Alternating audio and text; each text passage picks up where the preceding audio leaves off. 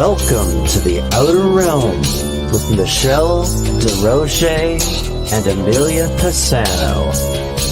Airing live on the United Public Radio Network, 105.3 FM in New Orleans.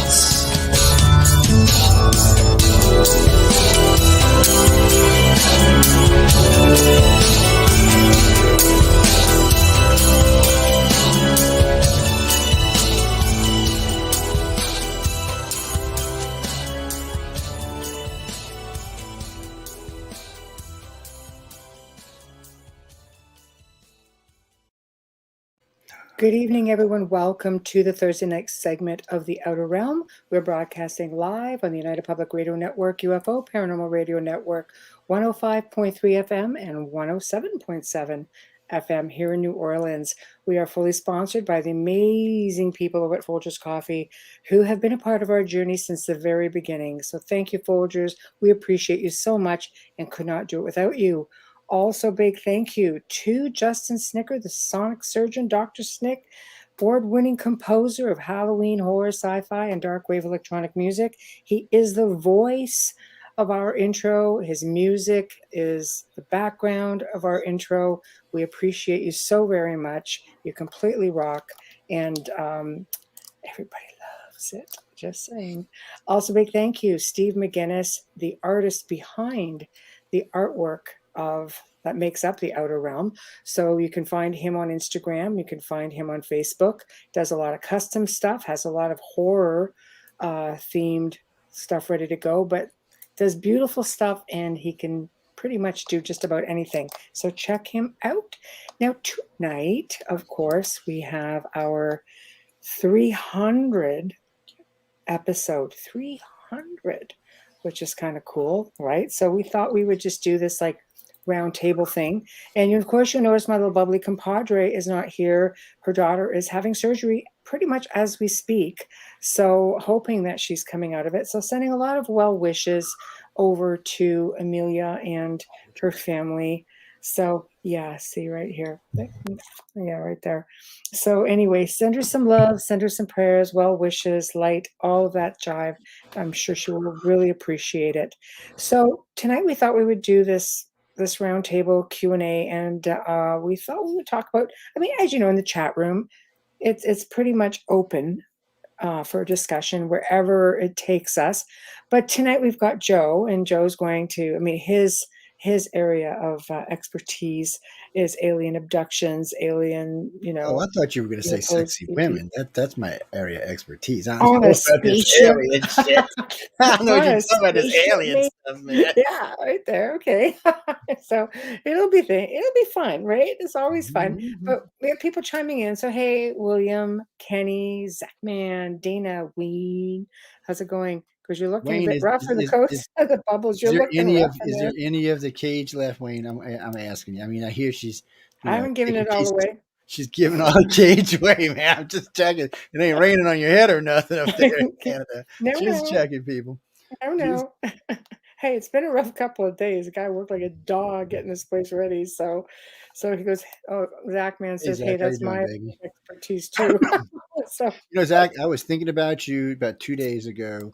I was sipping some Jamesons with a nice cigar. I said, this reminds me of somebody I met online. You just popped into my head all the things I could have been thinking about at the time, and you Zachman, yeah. Hey, so something twisted about that whole thing right there, right? Especially considering what you were just talking about now. And speaking of that, remember, you should be seeing your stuff sometime. Went out this morning, so probably 3 days. You should. If you don't see it in 3 days, text me or call me or it has to go to Canada. It's not coming in 3 days. Oh, that's right. I keep forgetting y'all are in Canada. You damn Canadians. Tamara. So he's fibbing. Look, now I gotta say this.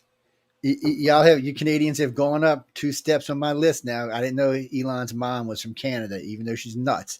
Still, Elon's great. So that's 2 points. Oh, don't even go there. Thank you, Dana. Big hugs to you. Be nice to me, Joe. People love me. If I was a girl, I'd be like, hey, Elon, how you doing, baby? Whatever. Saying, man. I mean, first off, he's second richest man in the world. Oh, Elon. That's not enough. Right? I know. He is kind of a doughboy look, but put a pair of goggles on, not worry about it. So it could be like a double bagger. Maybe that's mean to say. It could be. It could be. Well, Don't know. I don't want to hate. I really like the guy. He's cool, and he does believe in aliens. By the way, I didn't know that. I just found that out the other day. Well, how could he not? Well, it's Like it's hard to get hold open-minded. of this guy. I've been trying to get an interview with him, so finally I've met some people in his. How can I say this? His outer inner circle. I don't know how to explain it, but so his inner circle, the people that work for them, have actually met some people in that work for the inner circle now. So The inner circle. so it's hard. Well, I've been able to talk to people like Bigelow and stuff like that, but this guy is hard, man. And they're very protective of him, which is a good thing. I'm not hating, but he's just hard to get hold to. Well, I want to bring him on the network. I'd like to do an interview with him. I'd like to get his thoughts on the whole wide realm of things, from politics to aliens, a lot of things in between. See, I'm not showing no cleavage tonight. Y'all see that? See, maybe we could share him. Hey, that would work. Maybe we just do a Elon can joint handle interview. We'll a bring him on the tag Gray team Zone as a interview. special guest. It's Yeah. Oh, real quick before we get anything deep, Roku should be up in the next 2 or 3 days, so y'all be sure to check it out. The Gray Zones will be available. They are probably starting around the 10th, and they will be not for free. You will have to pay for them, but they will be available. At first, there'll be 5, but probably by the end of the month, they will all be up there. So you'll be able to go over there and look at them on Roku and check them out. And check out some of the older episodes too. Yes, Like, there's a lot of the old episodes. They're going to be getting pushed down. Right now, they're closer to the top, but by the end of the month, they'll be way at the bottom of the list. But, we're putting up, I think we're currently putting up, right now we have 12 days up of material up there for y'all to watch.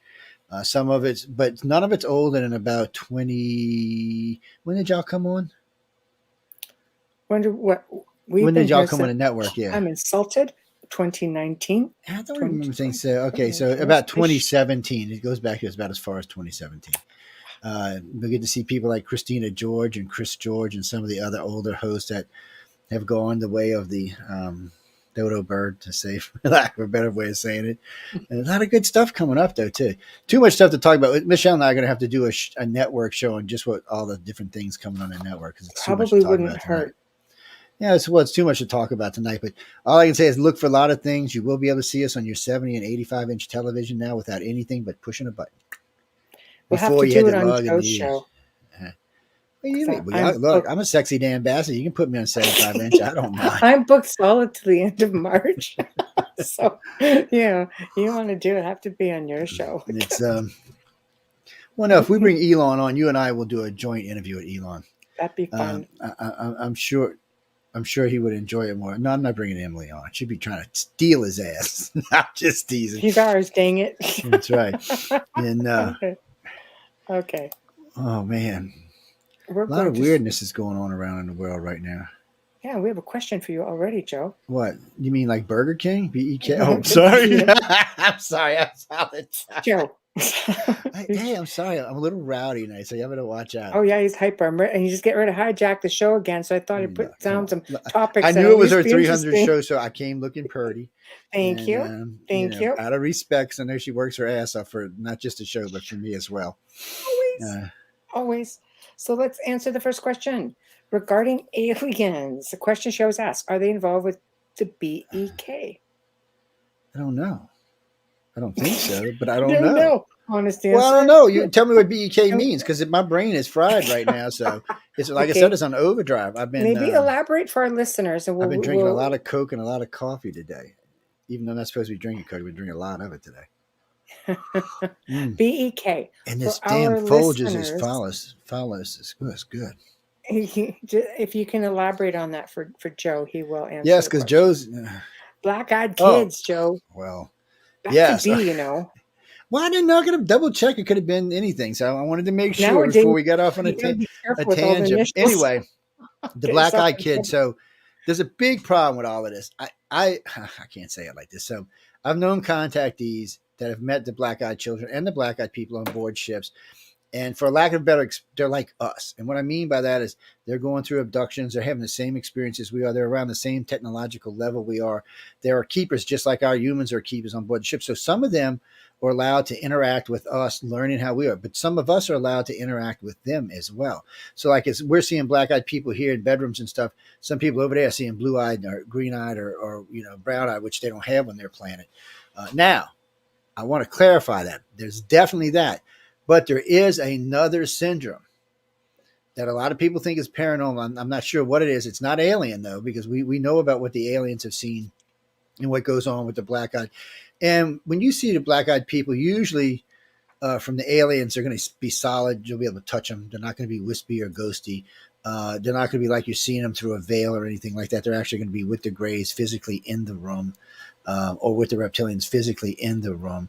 So it's a little bit different. Now, there are some they're like, some people say they've seen them across the veil. Now, are they seeing those aliens across the veil? Or is it the same black-eyed kids across the veil instead of being in the room? That's possible. But I can't, there's no definitive research in it. Well, at least with the black-eyed children aboard the ship, there's a lot of research in it. Now, if we get into my paranormal friends, there's a whole host of things they think it is.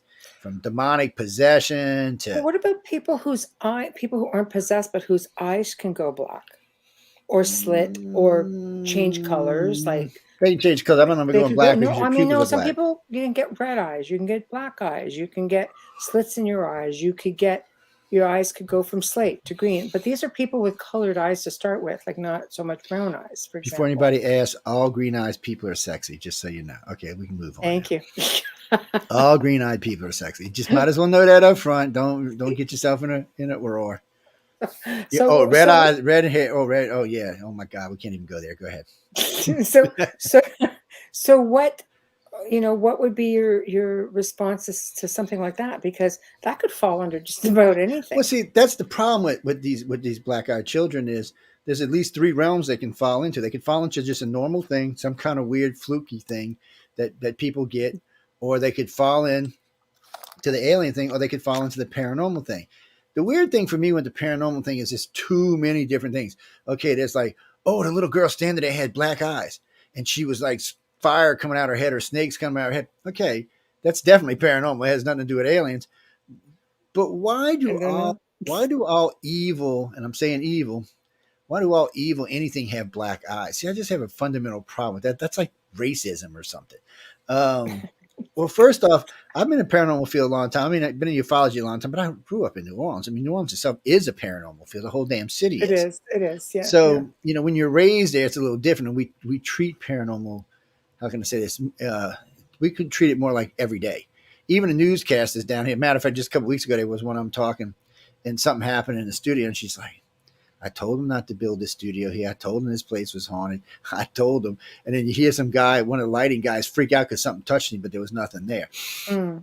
So, I mean, there's a lot of weird stuff like that happens. Or you'll be walking along, and all of a sudden you hear your keys drop 5 feet behind you. You're like, wait, what? How the hell that happened? Now, you're a little drunk and all, but still, usually your keys in your pocket don't pop out and fall 5 feet behind you. It's just a little weird. And there's other things like that, where sometimes you'll get to your car and it's turned around. You're like, what? What the hell happened here? And it's just weird. Get out of my car. Well, it's just weird. I mean, and then one of my favorites is, so we're walking. So here's the cathedral, St. Louis Cathedral in Pirates Island is right here, Pirates. So we're walking down. Every now and then you'll be walking down, and especially about 3 or 4 o'clock in the morning, you'll be walking around, and all of a sudden you'll see 2 or 3 women in these big Bella ball gowns just walking down the street to get the things, moseying back and forth like they do. And they'll turn around and look at you. They'll even smile. They got normal hair, normal eyes, normal for whatever the time period is. And then they turn around, they walk a little while, and they're gone. Now, it's not just you that see them. A lot of times there'll be people having drinks or cocktails or an early breakfast sitting on the side. There's several clubs and restaurants there. They'll see them as well. It's just weird. Or my favorite one is the girls that pee on Canal Street. This shit cracks me up. Yeah. So, and most people don't know this, but in New Orleans, they got these little drains that run everywhere. So back in the 1800s, that was so the women could squat with their big dresses and tinkle and then walk away. And that's what they were for. No, that's what they were actually for. You go check it for yourselves. And every now and then people will see that and they don't understand what's going on. They'll be like, especially if they're not from here.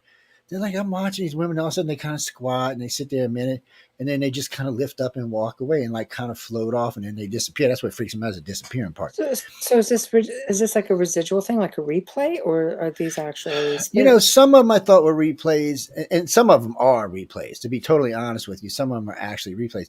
Now, Right. there was an incident at Dueling Oaks where someone did see a gentleman with glaring black eyes fighting another gentleman who had glaring Oh, blue eyes. Now, who was evil, who was not, I don't have no idea. But this thing played a few times and then it quit. It seemed to just go away. No one's seen them again after that. A bunch of, because they have Dueling Oaks. So there's a place in City Park where they have these 300-year oak trees, one on one side, one on the other side, and they're big and they come all the way to the ground. And they sweep down. There's a little hole in the front of them, so each team would get on each side, and you know they have their people with them and all. And they'd be prepping it and getting ready for their sword fight or gunfight or whatever it may be, mm, and that's why they call them duel notes, because the duel happened in between the trees. But you know, and then there's a case in the Sanger Theater where someone seen, what did he say? He said they were ghostly white with deep, dark, glaring eyes. He said, but they seemed human to him, or like not. He wasn't mm. scared of them. He didn't think they were demons or ghosties. He thought they were No, no, something no. else. Right, And right. but you know, it's hard to put a thing on this because the cases are rare to start off with, and Mm. the cases that you do get are sporadic, and they're sporadic in the way that this case says this thing, this one says that thing, this one says this thing. You know, a good friend of mine from Southern Paranormal gives me crap about it all the time because he thinks they're all demons. He said if they got black eyes, they're demons. That's a religious belief system. A lot of the more like the born again Christian faith tells you that there's no such thing as ghosts at all, that they are all demons and mimics. So I think a lot of it has to do with your faith, what your background is. You know, to a ufologist, they're going to be some kind of extraterrestrial.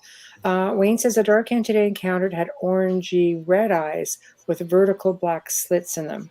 Oh shit, that sounds like a reptilian. It was a big shadow being, actually. Yeah, it Oh my was. god, man. What the I hell did know, you get right? into there? I know. Hey, hello, Brian. How's it going, my friend? Hello, people. People of Earth. Hear Yes. me. So so I don't know. I think your faith, your religious faith, like Your faith background, your definitely is a faith part of it. will. There's no doubt about that. I know. So I mean, What's we been know that the. interesting is to watch faith Hey, progress, especially when Alex. it comes to UFOs. They've progressed. They've brought themselves forward, kicking and screaming, mind you, but they Right. brought themselves forward. So it's not a non-belief anymore. They do believe that there is advanced life out there. What cracks me up is the Christians believe, especially the Greys and the reptilians, or how do they say it? They're Mm, spiritually more evolved than we are at a magnitude of like 50. So I was mm, talking with Monsignor Balducci at the Washington Press Club in DC. I was doing a lecture. I think it was either the 9th or 10th X conference. But anyway, doesn't really matter. I was there doing a speech, and Paula Harris was there, and mm, I wanted to talk to Monsignor because I had heard him say that the Vatican had information, and he only spoke Italian, by the way, and I speak zero Italian. There mm, might be one word in there. And but so I asked her if she would translate. She had no problem. He had no problem. So we were having dinner and we were talking about this. It was a great conversation, and everybody at my table was really enjoying it. It was just fabulous conversation. And then on his own volition, without me pressing or asking him, he said that the Vatican believes that the aliens are on a much spiritual evolution than we are, much higher spiritual evolution than we are, and probably that's what they said, 50 to 100 fold more higher. And he had mentioned, he said, you know, we have to look at how old humans are versus these aliens in space who are probably hundreds of millions of years old. Of course, they're going to be closer to God than we are because they've had more time to get there. True or not true, I have no idea because I've never asked that question, but I found it interesting that the Vatican took that hard line on that. So about a year later, I was mm. talking with the Vatican's astronomer. And so I asked him, I said, this is what my senior, but he said, oh no, this is the belief inside the church. He said, you have to remember, Joe, they've known about aliens much longer than anybody wants to admit to. He said, at least 1,000 years or more. He said, there's artifacts all over locked up downstairs, as he said. And he said, I'll introduce you to some bishops that will also show you the same belief that yes, we believe that aliens are here. And we do. They also believe that God's their creator. They just believe that they're closer to God than we are, and the fact that they've just been around longer, and they've had more time to find out who God really is. And then it gets confusing because when you ask them, do they believe in Jesus? 4 of them told me this. Well, they didn't need Jesus like we did. Shit like that. Just because I was raised Christian, a Catholic, and I'm like, what the hell? That's like mind ninja stuff. What kind of comment is that? What's going on here? But it's just unbelievable to hear someone that high up in the church admit to it. It's just unbelievable he would even admit to that. And it's strange, but they definitely do. So and the Jewish have always believed. It's never been a thing for them. It's The true. Muslims don't necessarily believe, but the Muslims believe in genies and jinns, which are kind of much the same damn thing. And they also believe in these what do they call them? They look like Borg ships, big square ships that the jinns live in that come. So yes, I think they kind of believe too. Right. So it's one of those things. And some worlds may have grown up without war and without fighting. See, that's the thing. Humans have make bad assumptions sometimes to think that everyone in the universe started out like we did, divided. Well, that's not true. Some worlds may have been a single world from day one. Right. They've already, and they're probably got way more advanced for the simple fact that all their scientists were working on, cures and medicines and not nuclear bombs to blow each other up. It's a different reality. So places like this who already believe and already are in love and already have the love, they don't really need anything else. Well, because it's just one of those things. But I don't know. All I can say is ask the damn aliens. Well, Ackman makes a good point. They may not need Jesus because they may have access to the supernatural abilities that Jesus had, or in their case, it may be. Well, they definitely, if they can't do it with that, they could do it with technology. So that's been an argument. So if you ever go see the late great Planet Earth, they talk about 85% of prophecies always come true. So everything that is prophecy, 85%, actually about 90% now has come true. But when they talk about miracles, they talk about how many miracles that man can reproduce himself today. So if you go back to the miracles that Jesus created, all of them can be reproduced today. The only ones we haven't been able to reproduce is curing the sick with a wave of our hand. But we can bring in fish with a wave of a hand and bring in about tens of thousands. Technology and advancement. Let's face it, they didn't have it back then. No, they didn't. But that doesn't mean he did. See, we all assume that it's so. Does anybody know how Mary got pregnant? I do. Do I want to do this on my show? I'm just asking, does anybody know how she got pregnant? This is important if you do extraterrestrial work. It's an important thing. Where was she? How long was she missing? Things like that. You always have to take that into consideration. But gently I don't really care. Well, I don't personally care. I say this all the time at conferences and on television and everywhere else on radio. I tell everybody the same thing. Believe whatever makes you feel as snug as a bug in a rug. It's important for you to feel safe and comfortable and loved. And whatever it takes for you to feel like that is what you should believe. Whatever it is. Well, I got friends that are devil worshippers that feel loved and comfortable. So I don't know what to tell you. No, it's true. Bastards. You follow, the Luciferians. They've got it together. And you're right, Dana. If they wanted to kill us, we'd be dead. That's right. So this has always been another argument when people tell me, oh, they're here to eat us or wipe us out, or they're here to save us and enlighten us. Okay. They've been here a long time. They haven't wiped us out. They haven't killed us. And guess what? They definitely have not enlightened us. So, no, they may be here to observe and a few other things. But some will tell you that they have been enlightened by their by the experience. That's the real problem. When anybody tells me that, the first thing comes out of my mouth is, are you living on the same planet I am? I mean, come on. Putin's wanting to nuke us right now. Europe's crashing all over the place. The world's basically, I don't want to say that on air, but it's in a bad place. We're in easy time. I'll leave it there. Yeah, I mean, it's so you can't really say, and it's not just recently. It's been going on for 2,000 years at least. Well, really, if you go back to the Romans, 4,000 years. Sure, if you go back to the Egyptian and Sumerian, 6,000 years. So the problem is we've never made that next step. We've never made the step and put our hands out like America. America's been powerful for a long time. It could have just put its hands out to everybody and said, let's be friends. Let's organize a one world government and let's just take the world on the way it should be. Let's have one military that polices the planet, and let's get rid of all that money that we spend. I mean, America's going to spend almost $1 trillion on military. Worldwide, I think with all the countries, they're going to be almost $3 trillion. You could cure cancer if you did that every year. If you took all the scientists from all around the world and put them together and gave them all that money, they would have cured a lot of things. So, we're just not there. So that's not enlightenment to me. That's moronic. So when people tell me, oh, they're here to enlighten us, I said, when is it going to happen? Where is it going to happen? How is it going to happen? It's maybe it's an individual belief. Maybe it's also an experience. Some people have horrific experiences. Some people have amazing experiences. Well, Alex, I would think. Yeah. Well, I am. Alex, it's true. Said cautiously, Mr. Montaldo. It is true, but we don't have to have the Illuminati one world government. There's other ways to do this. It's just there has to be a way, because it can't keep going on 200 separate countries. It hasn't worked, and the whole time man existed, so it's not going to work in the future. And we're never going to get to the things we need to do as a divided world. We can't get into deep space and colonize worlds when our own planet's divided, because if we get out there and piss somebody off, we're going to need the whole world's resources, or really just to do general big colonization, except for Elon. He can do it by himself. But the rest of us need to get together. And we're nowhere near that right now. I mean, we're just not. Well, we definitely need some kind of an intervention. But the key is can we intervene ourselves? Can we do this ourselves, or do we need help? Many people think, no, the aliens need to come and save us. Other people think, no, you know what, maybe it is a matter of probably. I mean, we have NATO. You think this is a stage for everybody to be able, all these countries to be able to come in and get some resolution. But that apparently doesn't seem to be a thing. So I don't know.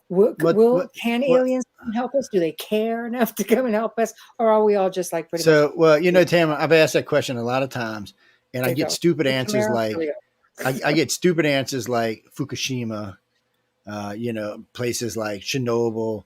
They didn't intervene, and the West Coast is still being pounded by radiation even now from Fukushima. And there's nobody stepping in or enlightening us or giving us even the technology to clean it up. They're not even slipping it to the government so we can clean it up. Because in the end, and I hate to say it like this, in the end, they care about the people that are contacted. The other 6.5 billion, they don't give a ass about it. How do you know that for sure? Actions speak louder than words, baby. They treat the contactees one way and the rest of the world. Put it this way. There's 4.5 billion people walking around with one of these right now. Why do we get less photos of UFOs today or yaps today than we did in the 70s when we barely had any cameras running around, or the 50s or 60s? Why is that? No. Because the contactees already know.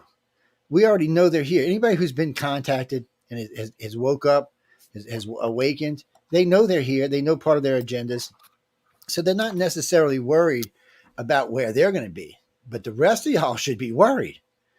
It's not that they're not going to harm you, but they're going to watch you be harmed. The people who are going to get taken are going to get taken, and the rest of them, they're not going to intervene. You have researchers out there, and I mean Preston Dennett is one. I mean, I adore him. I love Preston, but I do. I love Preston. He gives some really great insight, but I like it because it's not always a typical gloom and doom. He actually has really great stories that are positive, but there are others like him who truly believe that, ET cannot necessarily intervene. It's like that prime directive thing, but they would help if push came to shove. They would help. When we dropped 2 nuclear bombs on Japan, did they get involved? Hell no, they didn't. They were probably up there going, look at these stupid humans. No, but they're going to drop a nuke. Look at this. I think that event sort of drew more attention to us. Again, Chernobyl and Fukushima and 3 Mile Island. These are all been major radioactive, and they didn't step in. And let me tell y'all something. If Putin launches a nuke, they're not going to intervene. So there's another way to explain this. So if we wipe our whole selves out, they have the ability to clean up the planet quickly too. And they can just recolonize this planet. So basically for them, if we're going to survive, we got to survive on our own. No planet or any planets, any aliens that are out there, any other part of the council, any of that, they all came to power on their own. And Right. they believe in that. They can push in pride, mess around and see how we're doing and help us in certain areas, but they cannot directly interfere in what's going on in our lives. Mm-hmm. They're just not going to. So, Mm-hmm. and we can see that through, well, look at COVID. Mm. They don't get involved. I mean, on things that make a difference, they don't Mm-hmm. get involved. Things that don't make a difference to the planet, they do get involved in. So they've Right. saved many contactees from death. But there's We've also the belief that some ETs are actually part of this shadow government or really high well, up no, and that are I got a making things perfect go the question for other you. way. Why What? would any advanced species of any kind want to deal with our politicians? Well, I guess it depends if it's a control thing. Maybe the But why? politicians They don't. are They do not need our politicians for anything. The government cannot stop them from doing abductions. They right. cannot stop them from doing anything they want. So what need would they? I wouldn't. If I was an So why not advanced take alien out the going to governments? another world, why? Like Tamara says, the aliens will They out the could, but why government. would they? They don't need to because you have to remember only about 15% of the planet is contacted. The other 85% to them is cannon fodder. I think Mm, that's the hardest thing for humans to understand is that 85% of y'all are dust. They don't care. mm. They already know what's going to happen to you. They don't I care. find that's a bit harsh. I'm going to play devil's advocate. I'm going to say, Why because would that be harsh? there's a lot of research out there I where don't see you out there or saving the researchers, let's penguins just say or the. researchers, there's a lot of people who are saying no, they believe that Of course they because believe because they want to believe in. Because they look at want. when we Hey, did the what if gray you zone. all loved? I No, want a no, teddy no, no, bear. no. Look at when we did the gray zone. Let's Teddy face it, bear. we're That's what going it back is. into ancient times here where, you know, ancient cultures and civilizations spoke of their friends from the stars, coexisted with them. They were taught by them. They emulated And them. you're proving my point. Did they ever stop the Romans from just sweeping across the planet, or the No, Greeks for that matter? Did they stop the there burning was of the evolution, Library of though. Alexandria? No, That but there set was us back at least 2,000 years. They didn't stop that. there was evolution that went on There was between both de-evolution. species or races working together. And there's evidence of this all over the damn ancient world. Not so much working So together. do you think, well, okay, I mean, you know, The Sumerians say they created us as a slave race. sure, but we're So do going the back. Egyptians, Let's by the let's go way. back to even 1,500 years ago, even with the Aztecs and the Incas and the Peruvians. I mean, there's. Do you remember we did an episode of the Gray Zone and we talked a lot about these ancient civilizations. There was the Hopi and their beliefs, and when they went underground and they were protected and cared for by who they call the ant people, which looked a lot like grays and in their imagery. Mhm. What about in Peru when things got really bad there? Then they had a reptilian Yeah, go you know what they down did? They took the people and left the other ones on the planet.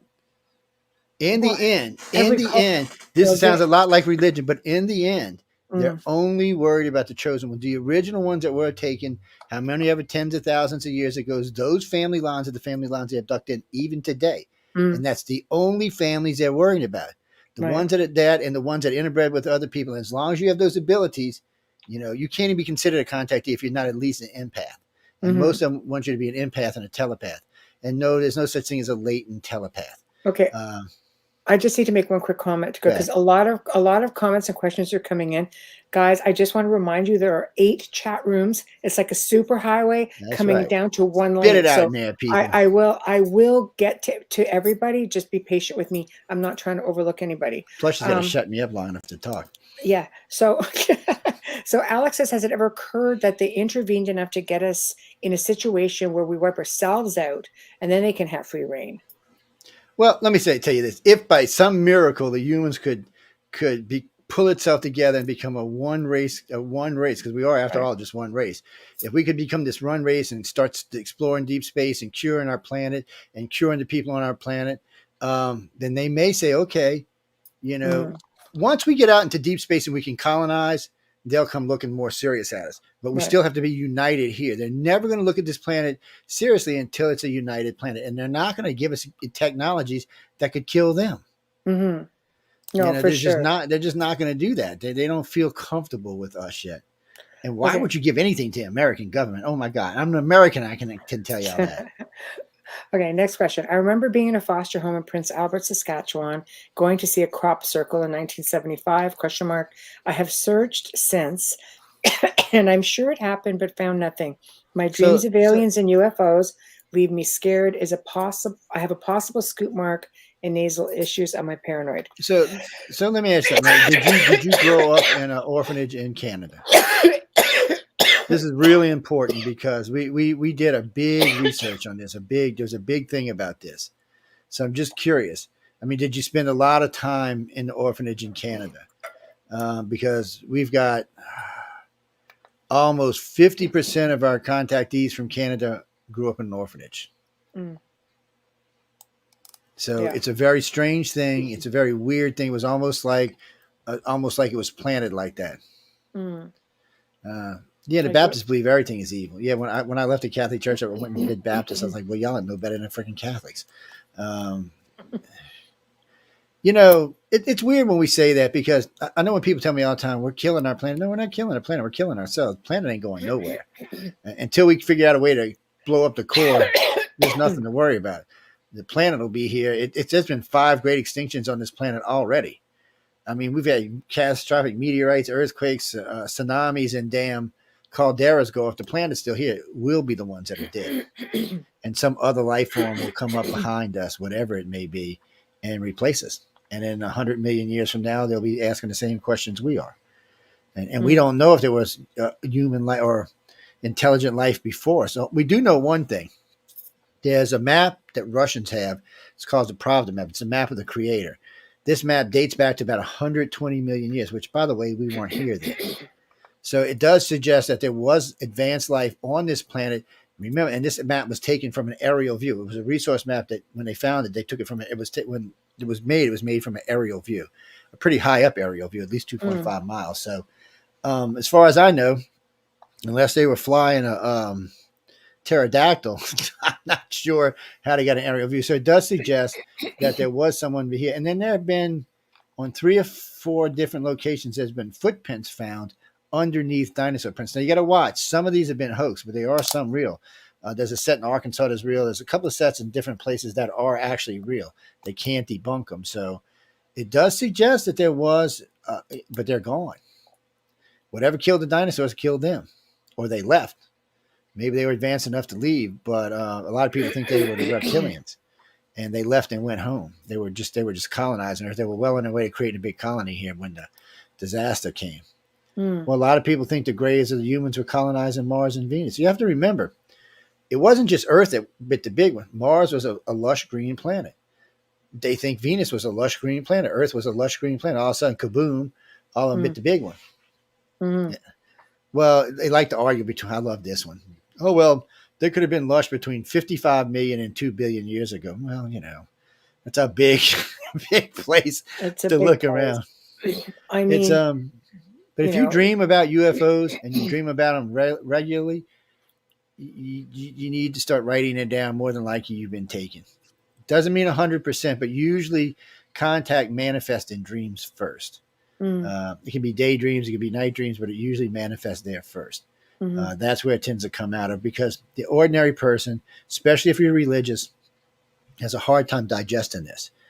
And even though you're looking at these dreams, you can even see your position in these dreams. It's just hard for you to think that, first off, this is even happening to you and that aliens are even real. If you're a Christian especially, it's hard to think that aliens are even real. So you have to deal with that, and then you have to deal with what's going on. And then, because most of the time, or about half the time, your spouse is not going to be a contactee. Now, it's changing as times move forward. Contactees are finding each other. It's a little weird the way it happens.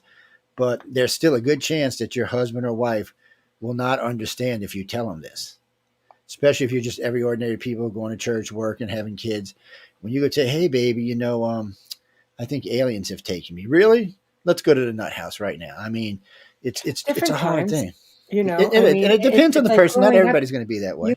Even talking about seeing spirits and things like that, it would put you in a whole other category. So here's another. Anybody seeing ghosts, I think, should be locked up anyway. So here's another just another twist. So you have a lot of because I do believe the paranormal It's true. and ufology bridge at some point. Do you think a lot of these people who are doing spirit communication, like through ghost boxes that use I think they frequency, need to go see the Nutter House is what I think, but that's do just my you own think opinion. maybe they're talking to aliens and not? Well, y'all, you already know my view on ghosts. I I know, I know. It's so got a weird. view on I'm gonna ghosts that make you drives say it. all paranormal people Say it. insane Say it. because I can't help it. I think Say it. I love Do it. ghosties. That's all I can tell you. I'm a ghost lover. No, I Uh, think it's a really good perspective. So say it. I think as I do lean towards that in well, many look, not situations. all ghosts, Not all, but some. but I do believe a lot of ghosts are dimensional bleed through. It's especially since the veils are rubbing up on each other from time to time. Hmm. You know, the reason I started thinking that is a friend of mine was seeing his daddy, and his daddy had been dead for about 5 days, and he kept seeing his daddy, and every day he would tell me what he saw, and I was like, that don't sound like your daddy. He said, look just like him, Hmm. but there was some of his traits he had, and this guy smoked a pipe. Well, his dad didn't smoke at all, but he was smoking a pipe. He said, well, maybe since he crossed over, he's smoking a pipe. So what it Hmm. made me start thinking is when you're so distressed and the veils are so close that you can force yourself across. So when you're talking to this person, it's actually your dad, but it's your dad from a different dimension. He's seeing you. You've hopped into your body on another dimensional plane, and now you're talking to your dad, and your dad's talking to you, and you're like freaking out because your dad's dead. But in this dimension, your dad is not dead. So remember, Hmm. we live in the multiverse now. We know that. So we Okay. know there's lots of planes. But by saying that, I don't want everybody to think that I think all ghosts are dimensional beings, but I do think a lot of them are. Okay. Especially the ones that do the looping thing. I think they're just somebody on another plane that we're catching from time Or to like a time. replay. Yeah, so that I think is definitely a dimensional bleed through. I keep, yeah, well, if it's a bleed through, because I mean, in some replays, it is just that. It's an imprint in Just that, time yes, that it's just just an imprint replays on time. itself like a recording. But what about, I'll give you an example, and I'd I'm like carrying to my hear salt pistol everywhere I your go. opinion on it. Now, on two separate occasions, my mother, which is why I can say with great courage, because she's like of sound mind, but she said when my father was first moved to assisted living because he has Alzheimer's, just for anybody wondering, um, she ended up with a visit one night, and she goes, I was awake, like I hadn't quite fallen asleep because she's just trying to get used to the fact, it was her first week. He wasn't there. Oh, you so did not do that on this show. You can't see nothing. Don't even. Don't. Dude. That's okay. I'm waiting for my PayPal paycheck for Oh that man, crap. listen to her. She gives me so much trouble about this. Anyway, you're freaking right. Hey, I did not say anything about it. See, you're making a bigger deal out of it than I did. Oh. We will talk about it. Anyway, she saw my father. He sat on the bed went down. She reached back because she thought maybe I'm just seeing things. She touched him and it was solid form, but he didn't speak. And he just basically sat very silently. I'm like, my father is living. And he was living at that time. This has happened to her twice. And one of those times, the second time, she said his clothing just looked like it was too big for him. Mm. Now, in the paranormal world, they'll tell you it's a mimic, it's a demon, don't interact. But I mean, how do you see this? It's not, or is this a I would bleed definitely through? think that was dimensional bleed through. One of the Right. problems with the paranormal world is the same problem ufology has. They're very dogmatic in their views. When someone comes up with something new, instead Mm. of researching it, they want to fight about it. No, people, just, sometimes you're going to learn new stuff. One of the things I learned about ufology is half of what I learned in the beginning was wrong. Now that I've been doing it for 40 years, it's a whole different view for me. But same thing with the paranormal. A lot of what I learned early in the early days of paranormal turned out to be wrong. But the field won't let it change because whatever happens to get you on TV or happens to make you get on the radio, that's what you want to talk about. Well, a lot of times you're just lying to people. So you got to quit that. You got to do real research. It's like poltergeist. Poltergeists a lot of times are associated with alien contact. Okay, now there's two types of poltergeist, I guess. So the alien contact is like if you ever seen Close Encounters of the Third Kind, when it shows up and everything in the room starts moving around, doing and jumping off of shelves. And that's a poltergeist, but that's not a poltergeist caused by spiritual activity. It's a poltergeist caused by whatever kind of fields the aliens use when they come on board and come into your house. It activates everything. But with the other kind, it's definitely caused by a spiritual. And a lot of times it's demonic in nature because it's throwing shit at you. So there are two different kinds, but people don't want to do it. They want to just say it's one poltergeist. No, it's not. You know, Well, why there, poltergeist is like psychokinesis, right? That's yeah. So self-induced. that's what I'm saying. So anytime a ship gets near a house, a lot of times there'll be poltergeist activity, but it's not because of anything to do paranormal. It's just, well, I shouldn't say paranormal, but it's just the ships, the fields of the ship cause things to fall off, pots and pans that clang together, toys to activate, cars to turn on and off, things like that. And that's just the field of the Like ship causing that. footsteps or Well, no, like see, I don't hear footsteps now. The stuff I was doing, chirping and like clicking and well, you might hear clicking and things stuff like that. moving That's if the aliens, around. yes, if the aliens are moving around your house, you might hear that. Sure and But hell then when you do. get into the other kind of poltergeist that's created by a ghost or a demon, that's a whole different thing. Or an unusually amount of paranormal activity sometimes can kick off a poltergeist. But those are different. They're not. There's no UFO involved in that. There's no spacecraft there. That's just something else. It's Ghostbuster plasma, whatever. I'm sorry. I'm not looking at that room no more. Yeah, look, everybody's in this room. You got to come over here. I'm ignoring y'all. And by the way, whoever said that about the UFOs actually being fallen angels, a lot of people believe that. But my question is why does a demon need a flying saucer? I mean, I just don't get it. I mean, why would they need any of that? I mean, a demon's a demon. It just hops around between dimensions on its own. It don't need any flying saucers. And I got a question for y'all. When we leave this planet and go in space, demons are earthbound. So are they going to go into space with us? Because all demons are supposed to be earthbound. They They're can not supposed to be attach able to to leave. essence, to the physical. So I don't know if they But can attach to they can essence and attach to you. But physical. if you Could they leave the go? planet, you're no longer earthbound. So will they just dissolve when they get into deep space? Because they're no longer earthbound. I mean, the curse is to be earthbound. So if you leave Earth, that's the curse. So you're just going to disappear. I've always wondered about that. It's just one Good of them stupid question. questions. It's just one of them things that people Anybody don't want like. to chime in? Come on, I got a big chat room. Chime in. What are your thoughts? They're like, they don't want to talk about that. Joe's crazy talking about stuff like that. It's No, just but weird questions. it is. It's the Yeah. way my weird old brain works. But Yeah. these are things that can lead to other things as you're doing research. It's how we found out about the blood types and all of that by just nonstop asking questions, looking at things. The blood type study got started because I needed to find out what percentage of people I could look at as for, because I figured it was going to be something like O positive or A positive, because that's the majority, those two make up like 70%. So I figured it's going to be those two for sure. I never thought it was going to be RH negative ever. I never thought that ever. And when it came out, I was like, wow. And then when we started seeing the mutation eye colors falling as well, it was really strange. So it tells me that how many ever thousands of years ago when this started, a long time ago, most people don't know this, but a long time ago, we were brown haired, brown eyed, brown skin, or black eyed, brown hair, and brown skin. That's who we were. That's the planet was like that. It wasn't diverse like it is today. Then all of a sudden, for some weird reason, whoever you want to say brought in RH negative. And when that happened, it was a mutation. So it was a mutation blood type, which also kicked off eye color mutations, skin color, hair color. It just changed the way we were. But the weird part about this is no one, I've talked to a lot of hematologists about this, and none of them can tell me why it happened, or why Mother Nature would even consider creating RH negative, since it's a baby killer. And it's a big baby killer. I mean, y'all youngins don't notice, but in the old days, we used to have to get blood tests to get married because we had to know we were That's true. compatible. I had to do it. Yeah, we had to know we were compatible to make sure that the child wouldn't be born still. Because I was RH, or I am RH negative. Yeah, and then somebody invented the RH. I mean, the antigen D gene came from a gentleman in Australia, and now you can get a shot. But why would Mother Nature create this, especially so far back?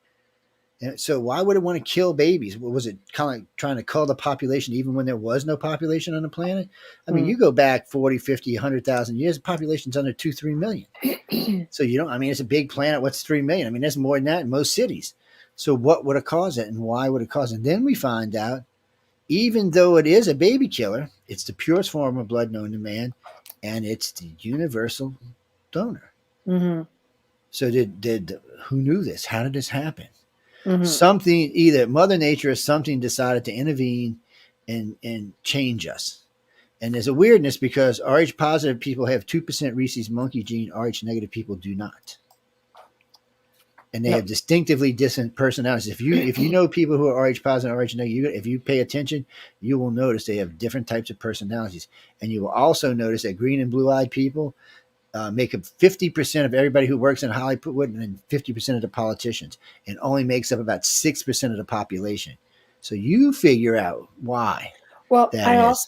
I remember reading a research article where they believe that Rh negative people could get HIV, but not full blown AIDS either. That there's certain illnesses that they just don't seem to get, and that was one of them. Like, Well, they at first they were going around saying, "Oh, negative people couldn't get COVID." No, doctors got on and said, "No, no, no." But they found out that the Rh negative people got COVID far less than anybody else on the planet, and it did far less damage to those people.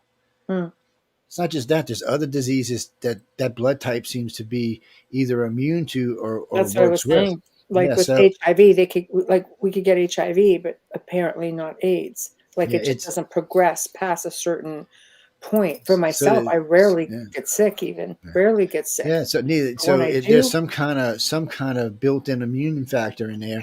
They still don't know what it is, but it is fact. It's not fiction. mm-hmm, So all of these things involve what does this mean for Earth and who did it? We always make fun that A is the human aliens, B is the reptilians, and O is mm, the Greys, and that's they introduced it because it's funny if you go back in history, you'll see a lot of reptilians and a lot of humans all throughout ancient worlds, but you don't see the Greys until just before the emergence of Christ. About 200 years, you start seeing it apply in Egyptian hieroglyphs in different temples, but not until then. There's nowhere they mm, show up anywhere before that. Some people say maybe they were the Nazcans, but when you find out how the Nazcans border their children's heads, so Gray's heads are like this, the human alien's head is like this. So it looks like us in the front, but its head goes back about this much further than ours does. So there's lots of those. You see them in Nazca, but you also see them where else? In Egypt. Remember, they said it was some kind of disease, but only the pharaohs had. Kind of funny that the rule and body, and they were tall and lanky. Sounds a lot like a human alien, that mm, a hybrid. So mm, it looks like these aliens interfered early on, and that's probably why they can't interfere. Because if Graves were probably sent here as a policeman saying, "What the are you doing? mm. You know you're not supposed to be doing this. What are you creating slaves? Now you got a race running around because the reptilians interbred with them, so now they're sentient. It's What the believed hell that is some of this?" them were underground that have always been here as Yeah. well. Well, Um, a lot of people do think that. just quickly to get to Kira, AB, the AB blood type, whether it's positive or negative, is the rarest. But that's From what, actually not true. And you want to well, know why? anything I read says it's No, true. no, listen. I'm going to tell you why it's not true. AB negative and AB positive can take O negative as a donor, but O Right. negative cannot take anything but O negative. So That's right. technically, it is the rarest form of blood because 1.5 and 7 makes what? 8.5%.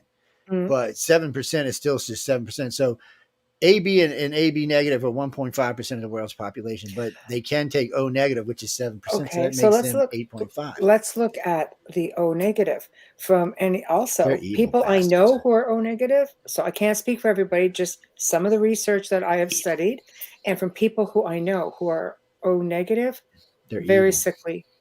Very sickly. They've had a lot of like the only thing that makes them rare is the fact that they can be, they can give their blood, but many of them are very sickly.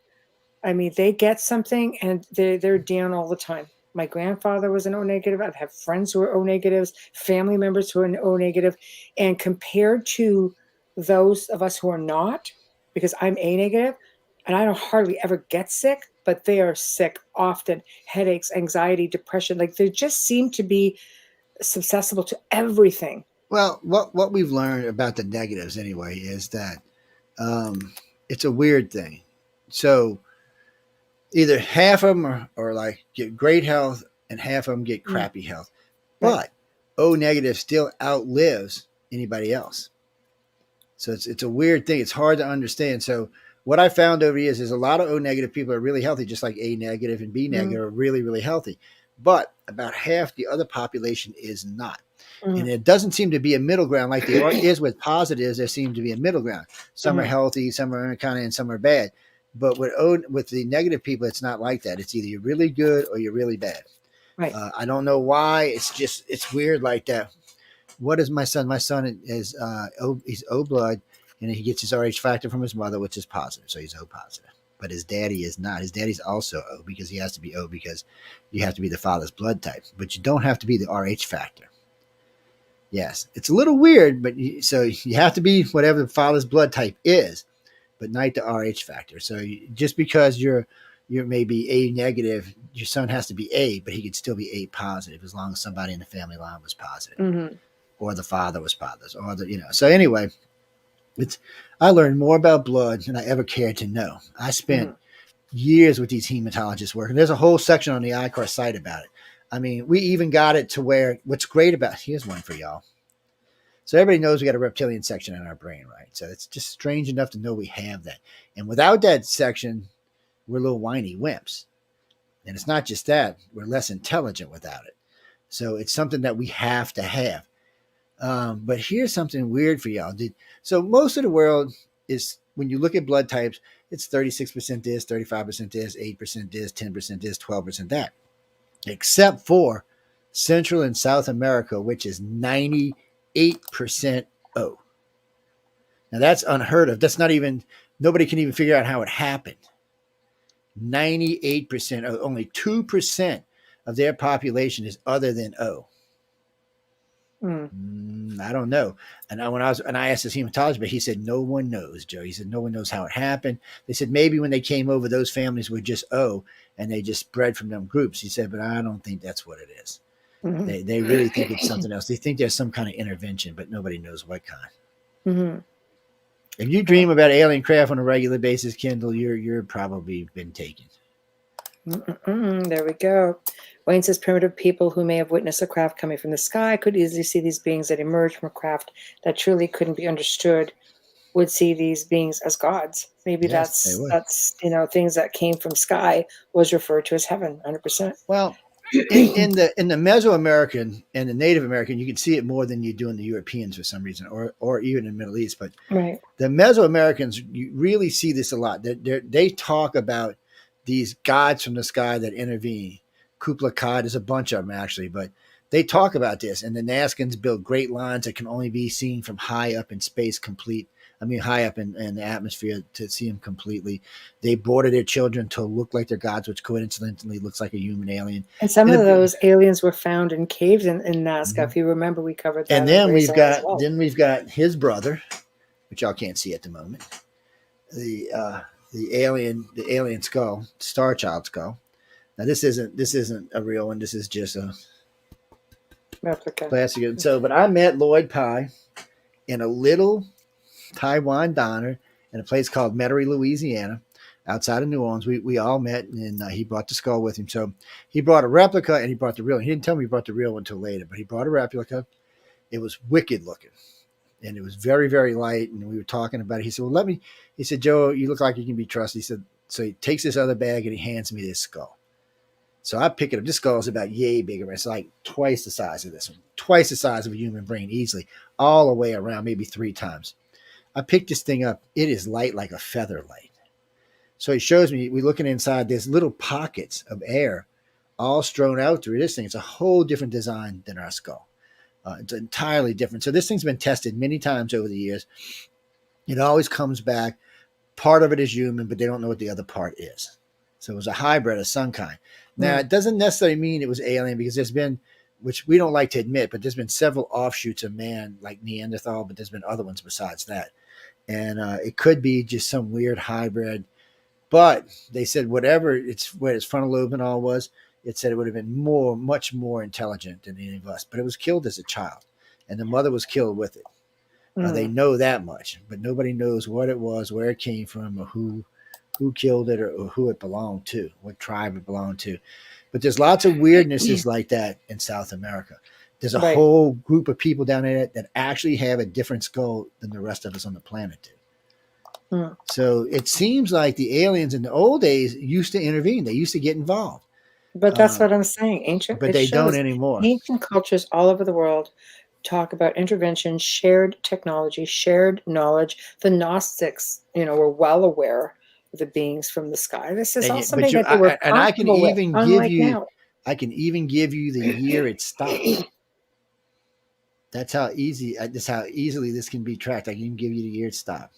Mm, It was stopped with the birth of Christ. The reptilians went from being a loved and revered thing and the bringer of life around the whole world to the enemy. mm-hmm.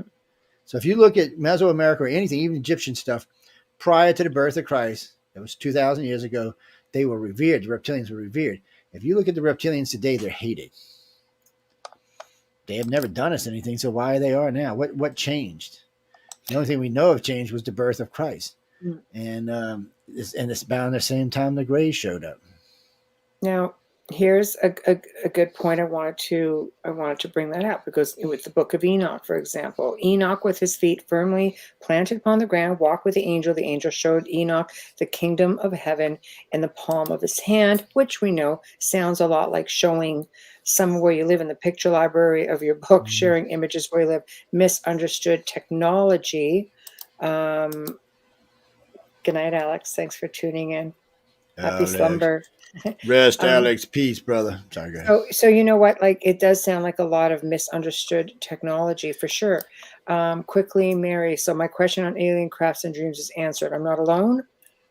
I say you're not alone. Just I say you're saying. not alone too. That's it, Alex. I lost an extremely high paying job because one afternoon talking with one of my sub managers, I said it's possible that Jesus was an astronaut.